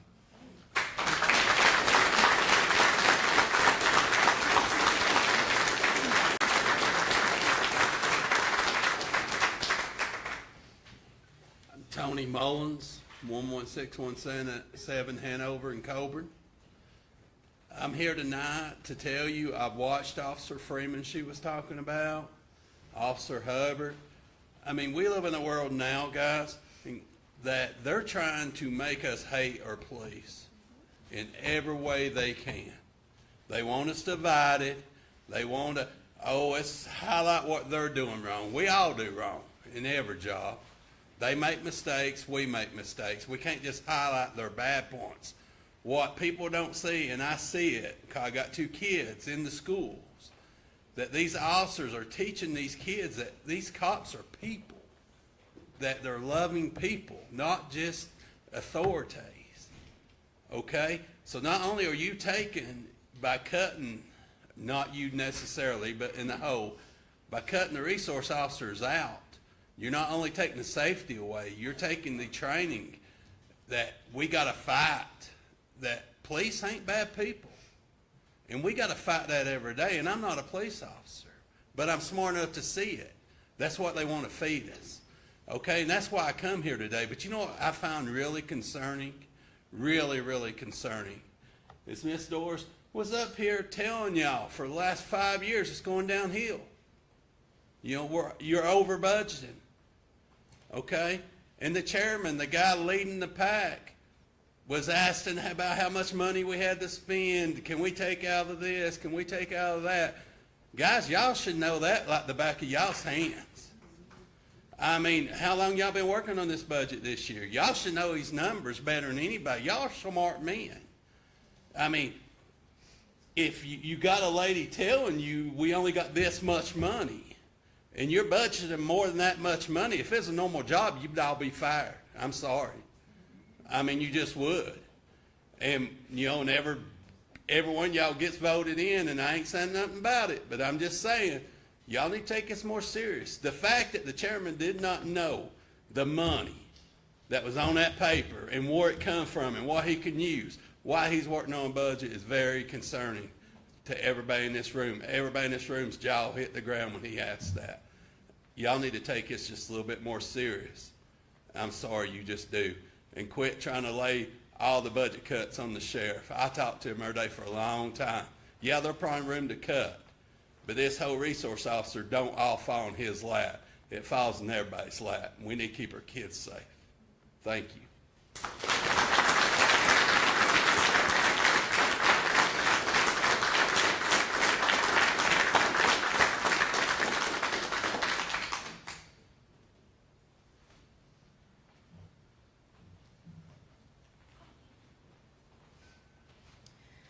Taryn Young, 1522 Holton Avenue, Big Stone Gap. Normally I come here as part of my job, but I took my badge off because I wanted to address you all. And I'll be honest, I'm not a big on over-policing, but I do understand the value of the position. A few years ago, my best friend called me whispering from under her desk. She works at a school. There was a shooting happening there. She didn't know if she was going to live or die. She called me to say goodbye. The other week, I was hooked up to an IV, and I got a call from Wise County Public Schools saying that there was a lockdown at the school that my 5-year-old daughter attends. That same day, I see the news that there is going to be a cut on school resource officer's position. I know, I can't say that I know, but I actually feel that if Officer Kirk had not been there at that time, that situation could have escalated, and that could have turned out bad. He greets me, or he or Officer Miles greet me every day. They know my daughter. She feels comfortable and she feels safe with them being there. There have been so many instances in Wise County Public Schools over the past couple of years. My daughter's a kindergartner. That it's terrifying the thought that there may be only 2 resource officers for the entire county. So whatever you have to cut, whatever you have to look at in your budget, me not speaking as a community organizer or anything like that, me speaking as a parent, it should not be those positions. That's all.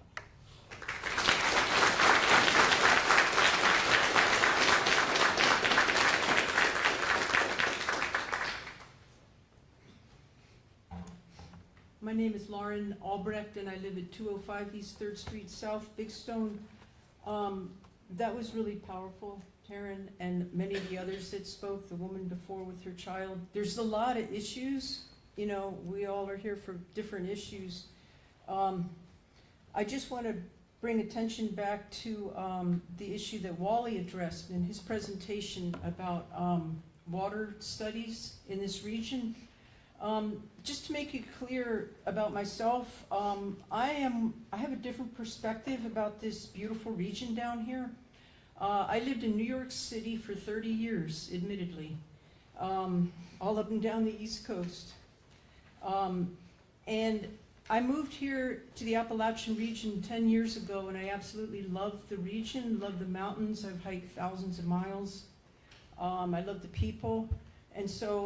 And I'm so thankful that I've moved, that I've met many grassroots folks, Southern Appalachian Stewards, Clinch Coalition, people that are fighting to protect this region. I would like, again, as I often do here, bring your attention to our concerns about bringing data centers here that are water guzzlers. And I really would like to bring your attention back to what Wally was addressing, and that is that the board would please reach out to him and others that are independent studies of the effect of data centers on our water here, which would affect a lot of different things. And by the way, I also wanted to make clear that I don't get paid. I do this out of my heart and my love for the region. Thank you all.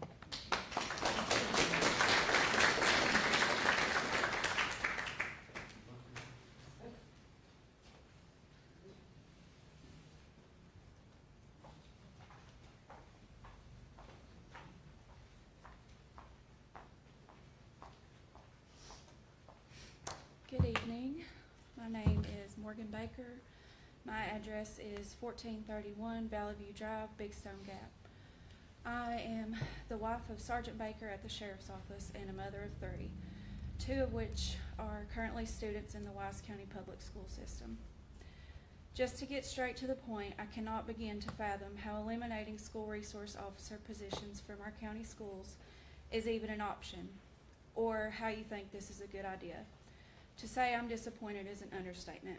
It feels like a slap in the face to us as parents that you're displaying actions that tell us money is more important than the safety of our children. Oh, but there will be a security guard. Yeah, one with 16 hours of training compared to a certified law enforcement officer with 22 plus weeks of academy training, plus more to become an SRO and likely with additional certifications as well. You cannot tell me that is remotely comparable. Will the guard have active shooter training? Will the guard have access to view outstanding warrants? As I'm sure you all are well aware, there was an incident at Union Primary with a parent who had a warrant and a protective order who showed up at the school attempting to gain access to the child and was arrested by the SRO, Deputy Kirk. With that being said, will the guard have the ability to arrest individuals? I believe we all know the answers to those questions, and those answers are absolutely unacceptable. Thank you.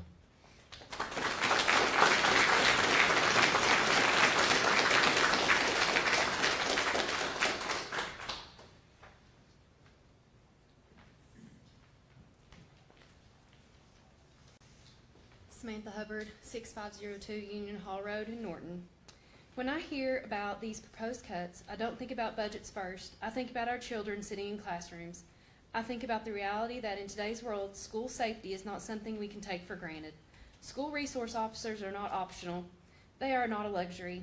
They are a critical layer of protection for every child who walks through those doors. They are the ones who respond first. They are the ones already there when seconds matter. They are the ones who build trust with students.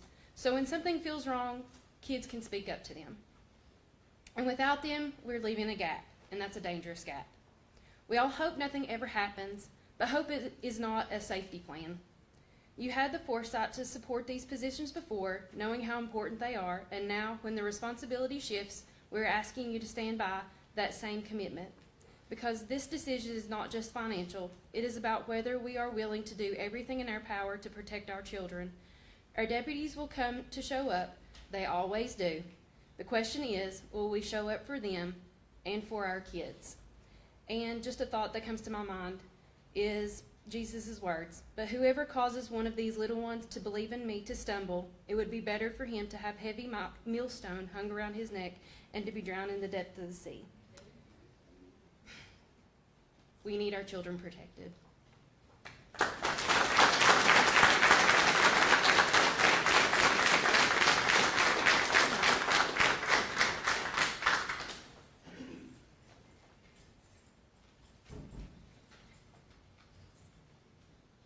Anyone else wishing to address the board this evening?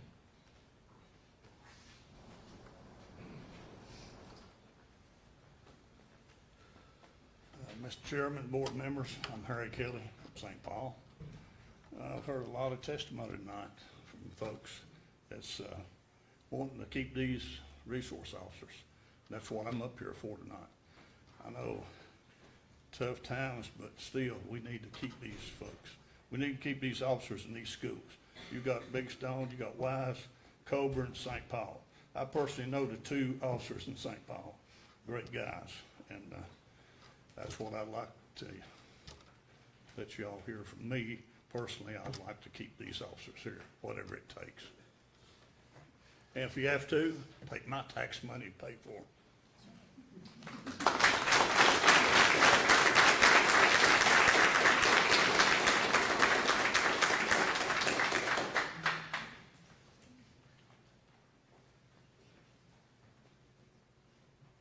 Anyone else?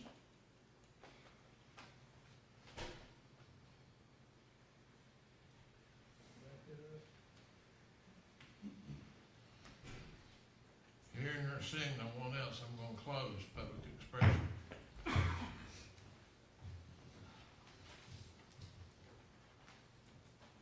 Next is board comments. Mr. Lumpkin, I'm going to start with you.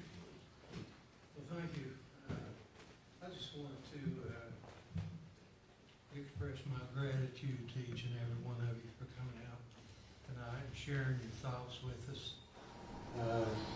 We are concerned, just like you are, for the welfare of the county.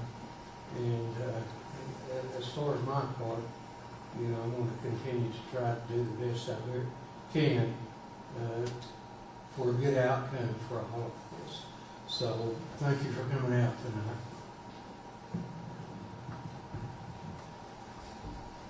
Mr. Peters. This is great. I wish it was like this every month. I mean, this is government in action. You got to hear our treasurer. You know, we're not making up sad stories that we can't back up. And the sheriff and everybody knows. I know all these law enforcement guys here. And we have done whatever we can. And we probably get overspent over the years trying to do what we can do. Coal's gone. It's not coming back. At one time, we had 18 to 21 deep mines. We don't have any now. I don't know if we got maybe one strip job in the jury that was coming out, but coal's not coming back. And we look at data centers, and we won't ever agree with some of the ladies over here and stuff. But if we don't get data centers, what do we get in here? I mean, we try, and like I've said before, we don't have Interstate 23. If it was Interstate 23, we get a whole lot more businesses in here. But we're down here, we're 200 miles away from the capital of Southwest Virginia, which is Roanoke. Anytime I've gone to Richmond, I get to Roanoke, that's still 200 miles before I get back home. So that's not Southwest Virginia. Well, Wise County has always had a special place in Virginia's history. As quick as 1950, we were the fifth most populous county in Virginia. Any part I travel in the eastern U.S., and where are you from, Wise County? They know where Wise County is. We've got a good name. And they may not know where we're at on the map unless you show them, but they've heard of Wise County. We've got a good past. It's always been a tough life in these mountains. It's not going to be an easy life no matter what we do. We just got to dig down like we've always done. We're going to get through this. Our budget surplus is nothing like some of these counties in the state. And it's a hard decision. We're going to have to cut. And I don't take pleasure in that. I don't want to see anybody lose their job. I've been laid off in my life. And we talked about the bonuses. You know, it was brought up the night before the bonus was going to be about. I'm not going to take somebody's bonus on Thursday night when they're expecting in the bank Friday morning. Folks, I'm not that kind of guy. And if you want those kind of people, I'm not the right guy to be sitting up there. And we didn't know about a lot of these budget concerns. The $1.9 million that we were short is the Public Service Corporation sets the rates for utilities, which is the power plants, the railroads, and Old Dominion, Appalachian Power, those kind of things. And they dropped our rates. St. Paul lost several $100,000 in that same rate.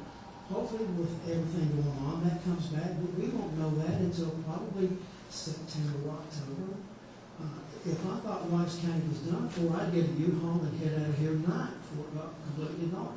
I don't think we are. I think Wise County, we've had tough times before.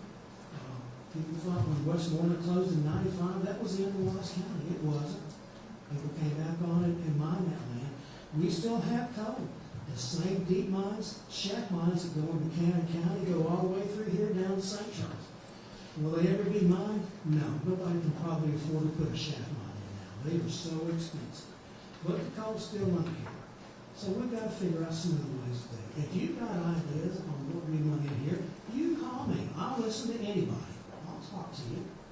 Thank you all for coming out to the town hall that Supervisor Gordon and I had. We had about 30 people. I'd like to see this kind of number out there too, but we are planning one in St. Paul and one for our folks in South Dakota later on this year. I think it's important that you go to each precinct and let people know that everybody is important in my district. At least I want you to know that. Labor Day is April the 25th. I plan on coming out and picking up as much trash as I can, but I will split my time between Wise and St. Paul and Coburn. I think I need to be seen in those three communities. I don't want people to say, well, Hamlin went here, why wasn't he here? I want to be fair and equitable in all the precincts, in all the districts. It's just tough. And I know that. And we hear this money situation, and it's heart-wrenching. It's heart-wrenching. I don't take pleasure in any of this. I like to fund everything that I see coming before us, because we fund a lot of things that make life better for Wise County. You may not think so, but every little thing helps, you know? And I know we have to pay, I'm ready to get a list, you know? We got $40 million that the state requires us, and I'll give you a copy of this if you want, that we have to pay. The top 5 things that we fund, the landfill is one of them. Quit throwing trash away and we can get rid of lawn too. Quit throwing trash on the side of the road and we can reduce the litter problem. Some of those things we have control over, some that we don't.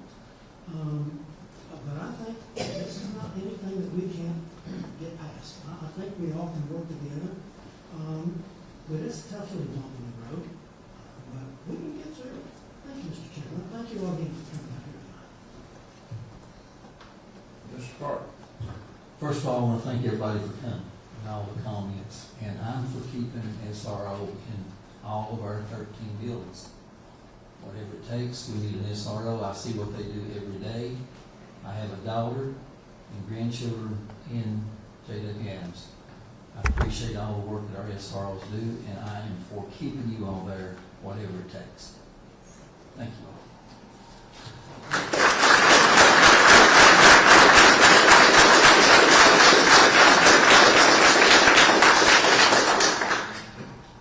I don't know how this thing got started, that the board was going to cut school resource officers. There's not a member on this board has ever said anything about cutting funding for school resource officers. And it irritates me to death when I hear the board's going to cut the resource officers. It's not true. I will always vote to make sure that we have resource officers in schools. Mr. Radford. Thank you all for taking your time, coming out, being with us, give us direction, give us your thoughts. We don't know everything. Matter of fact, we know very little. We're grateful to you that you've taken this interest in the county, in your schools, and in your community. If we can help, we're going to do it.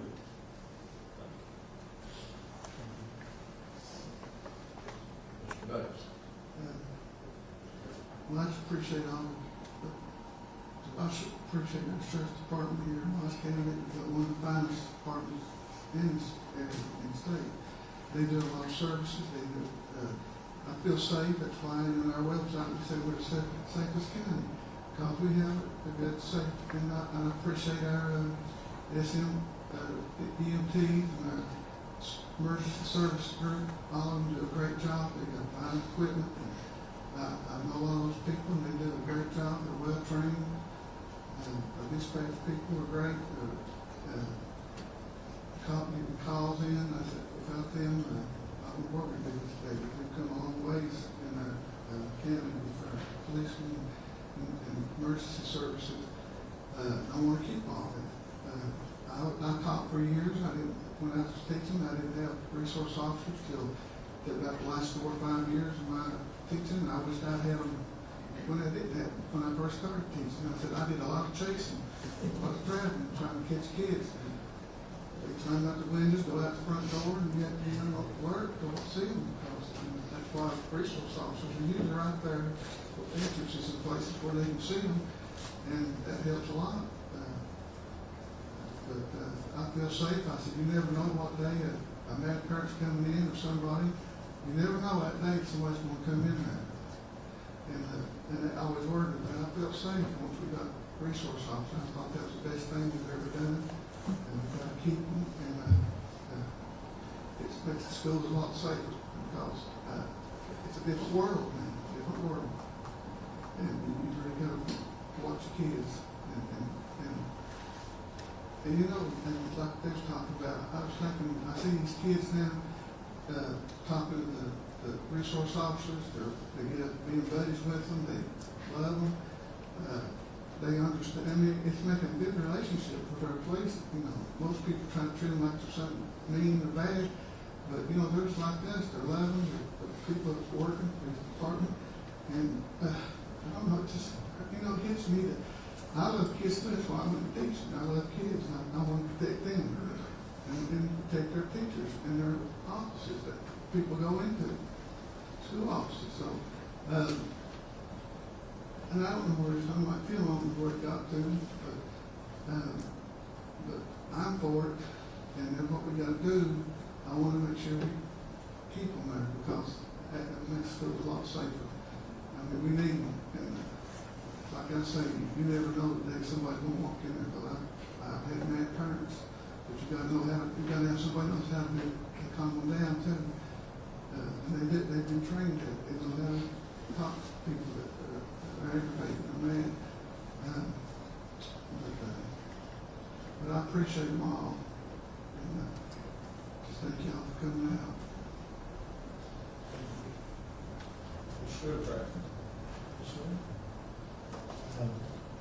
I agree with what you've heard from other board members tonight, and I do appreciate you showing up.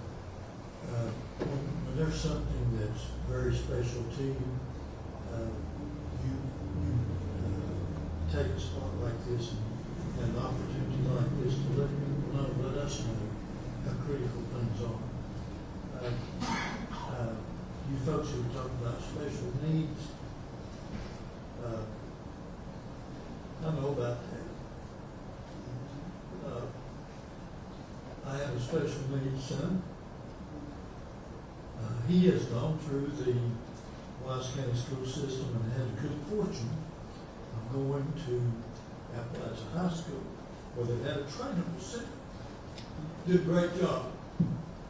But you know, if he was in school today, he would need help in an emergency. He wouldn't be able to find his way out of the building. He would have to have someone help. So, you know, for me personally, it's a big thing. I know this too, that you've heard almost all these guys say that it's about building relationships, teaching kids that police officers are not bad. If you'll let me share a story with you. I worked in Huntington, West Virginia at a discount department store while I was going to school at Marshall. I was working there one evening, and this lady had one of her children, a child, and he was kind of misbehaving. We had an off-duty police officer who served as security there. His name was Paul Harvey. Kind of interesting. But anyway, this lady said to that child, if you don't behave, that man will get you. And Paul Harvey, to his credit, said, no, I won't. And I thought that's pretty good, because so many times you see children, parents really making their children afraid of the police officer. And I'm glad to see what we're doing here. Some of the other things I've heard tonight are we need to work together. Sheriff Kilgore said we've got some people, grants expiring this June. I see some areas where we can compromise. I've heard different ones say work together.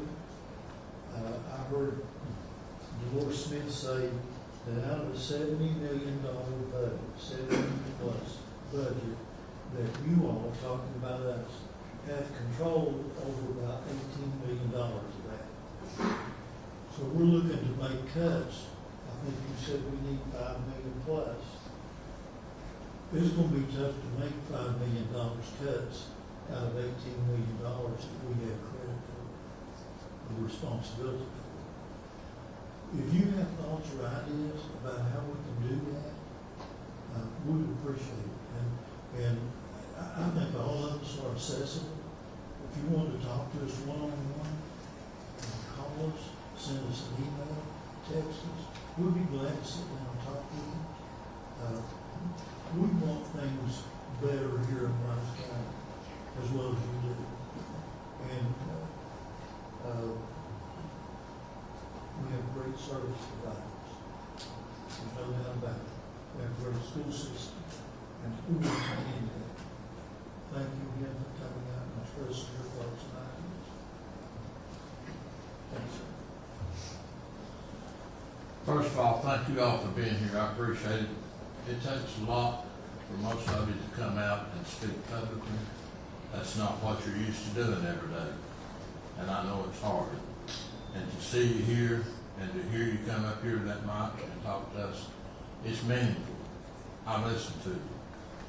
And I appreciate your comments and concerns. I think you're going to see positive things from this board. Yes, I asked questions about the money. I probably had a hard time keeping a straight face and not grinning because I've looked at these numbers over and over and over. I wanted to make sure you heard what I heard.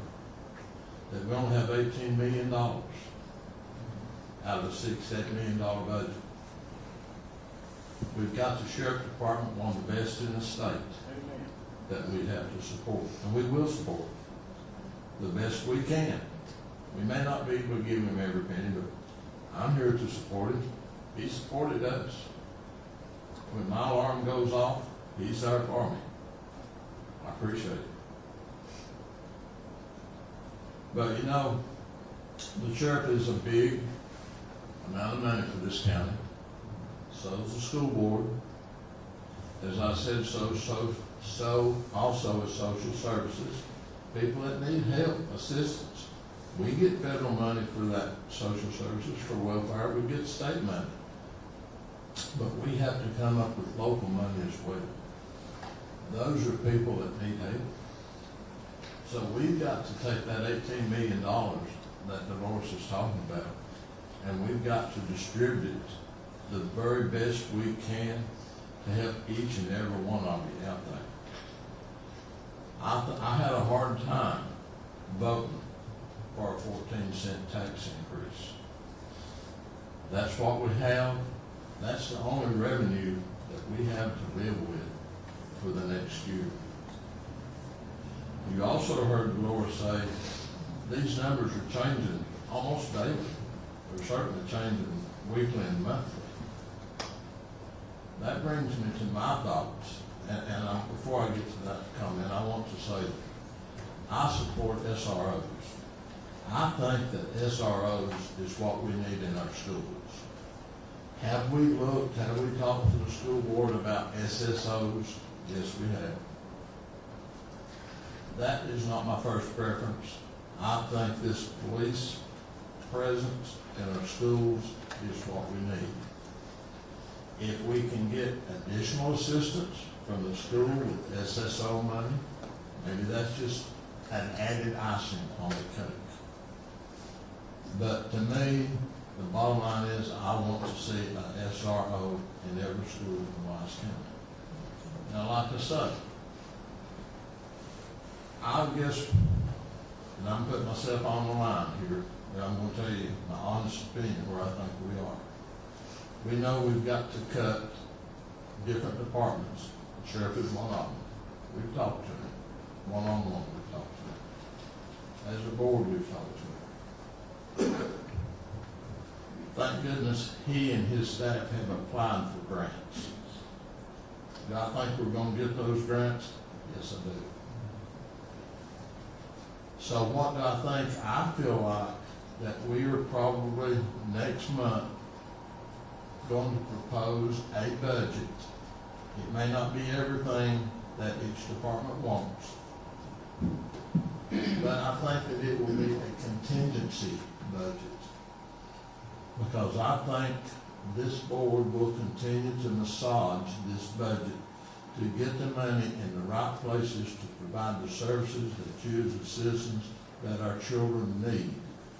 So if you don't see everything you want in this first budget that comes out, and you may not. Once we know that we've got grant funding and some other funding, you're gonna see this board make a proposal to change our proposed budget. We're getting close to the deadline, we're gonna have to advertise a budget. Is it what I would want to see? Not necessarily. The only way that I could even vote for a public hearing is because I know that I've got limited money and I've got a lot of needs out there, and I've got to distribute the very best that this board can distribute. So I think before we get to June 30th, personal opinion, I believe we're gonna be fine with SROs. But I can't sit here and not promise you that. I will sit here tonight and promise you I will work toward that goal as much as I can do.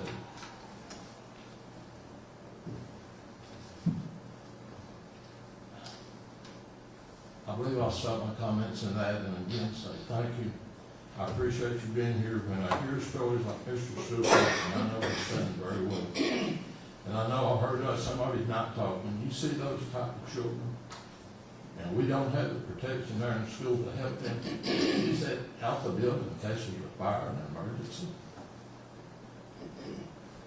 What's more valuable than our students and our children? We're going to consider your comments. And I just hope and pray, and I feel positive that come June the 30th, we'll have the right budget. But it's taken time. Thank you. With that, we've been here a little while. I need a recess. I'm going to call for a 10-minute recess, and then we'll re-adjourn to continue our agenda.